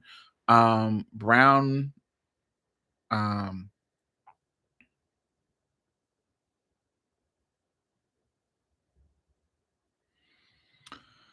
Yeah, it's just certain things. I don't know. I can't really choose with Asian food because it's been so many places. There's this place in Boston called the Kowloon. This restaurant called the Kowloon that was fucking fire. They made the best pad thai that ever had in my life. Um, there's a couple of places here in Houston that just fuck it up. Um, that just ooh, I love them. St. Louis. I like St. Louis because they have their shrimp fried rice, but they also put the egg foo young gravy in the rice, and it's just different. It's just a different kind of thing, and it's so good. Um, colored only. um, but also,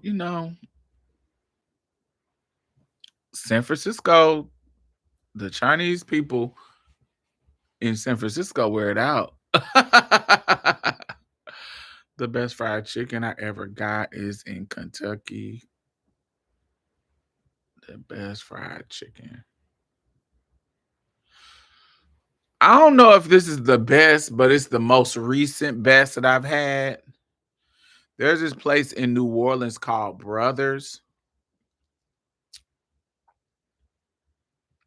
Lucille got some fire ass chicken too. Lucille, downtown Houston. Lucille's got some fire ass chicken, but I don't. There's this place called Brothers in New Orleans, and I know we waited in that line for a long time, and it was so good. It was really good. And it was a line late at night. It was, and I thought I was waiting in the line to get in a restaurant. And when you go in this place, it's like a corner store, and they let you in, and they is back there frying it up, and it was so good. Sleeping on New Orleans. Oh, I've had some bad meals. I've had some bad meals in New Orleans as far as the like restaurants, but New Orleans people cooking for me, chef gets A1. Like the locals cooking for you, A1, it's always fire. Anytime I go to somebody's house and eat in New Orleans, fire, fire. Yummy, yummy, yummy, yummy, yummy. But I have eaten at some bad places. Um, but I've eaten at some good places too. There's a restaurant in New Orleans called Revolution. They treated us like queens, baby. They were so good. The food was good. It was expensive, but it was good. Um, I had some fire ass po' boys, of course, um, off of Bourbon, but I don't remember. That was so old. I was like 19, so I don't even know if they still exist no more. It was before Katrina. mm, but yes, yes, yes, yes, yes. So good. But all right, y'all. I'm about to get up out of here. Make sure y'all thumbs up. I'm gonna watch Griselda. I started watching it yesterday, but I want to finish it tonight before I have to leave. I have to leave Thursday morning, and I want to get it done. But it's looking good. Griselda. Griselda. Is that how you say the name? Griselda. But yes, it's really good. The first episode was really good. So I'm on episode 2. So I'm gonna watch that tonight. And I will see y'all. I will see y'all next week. Yeah. All right, y'all. Bye bye.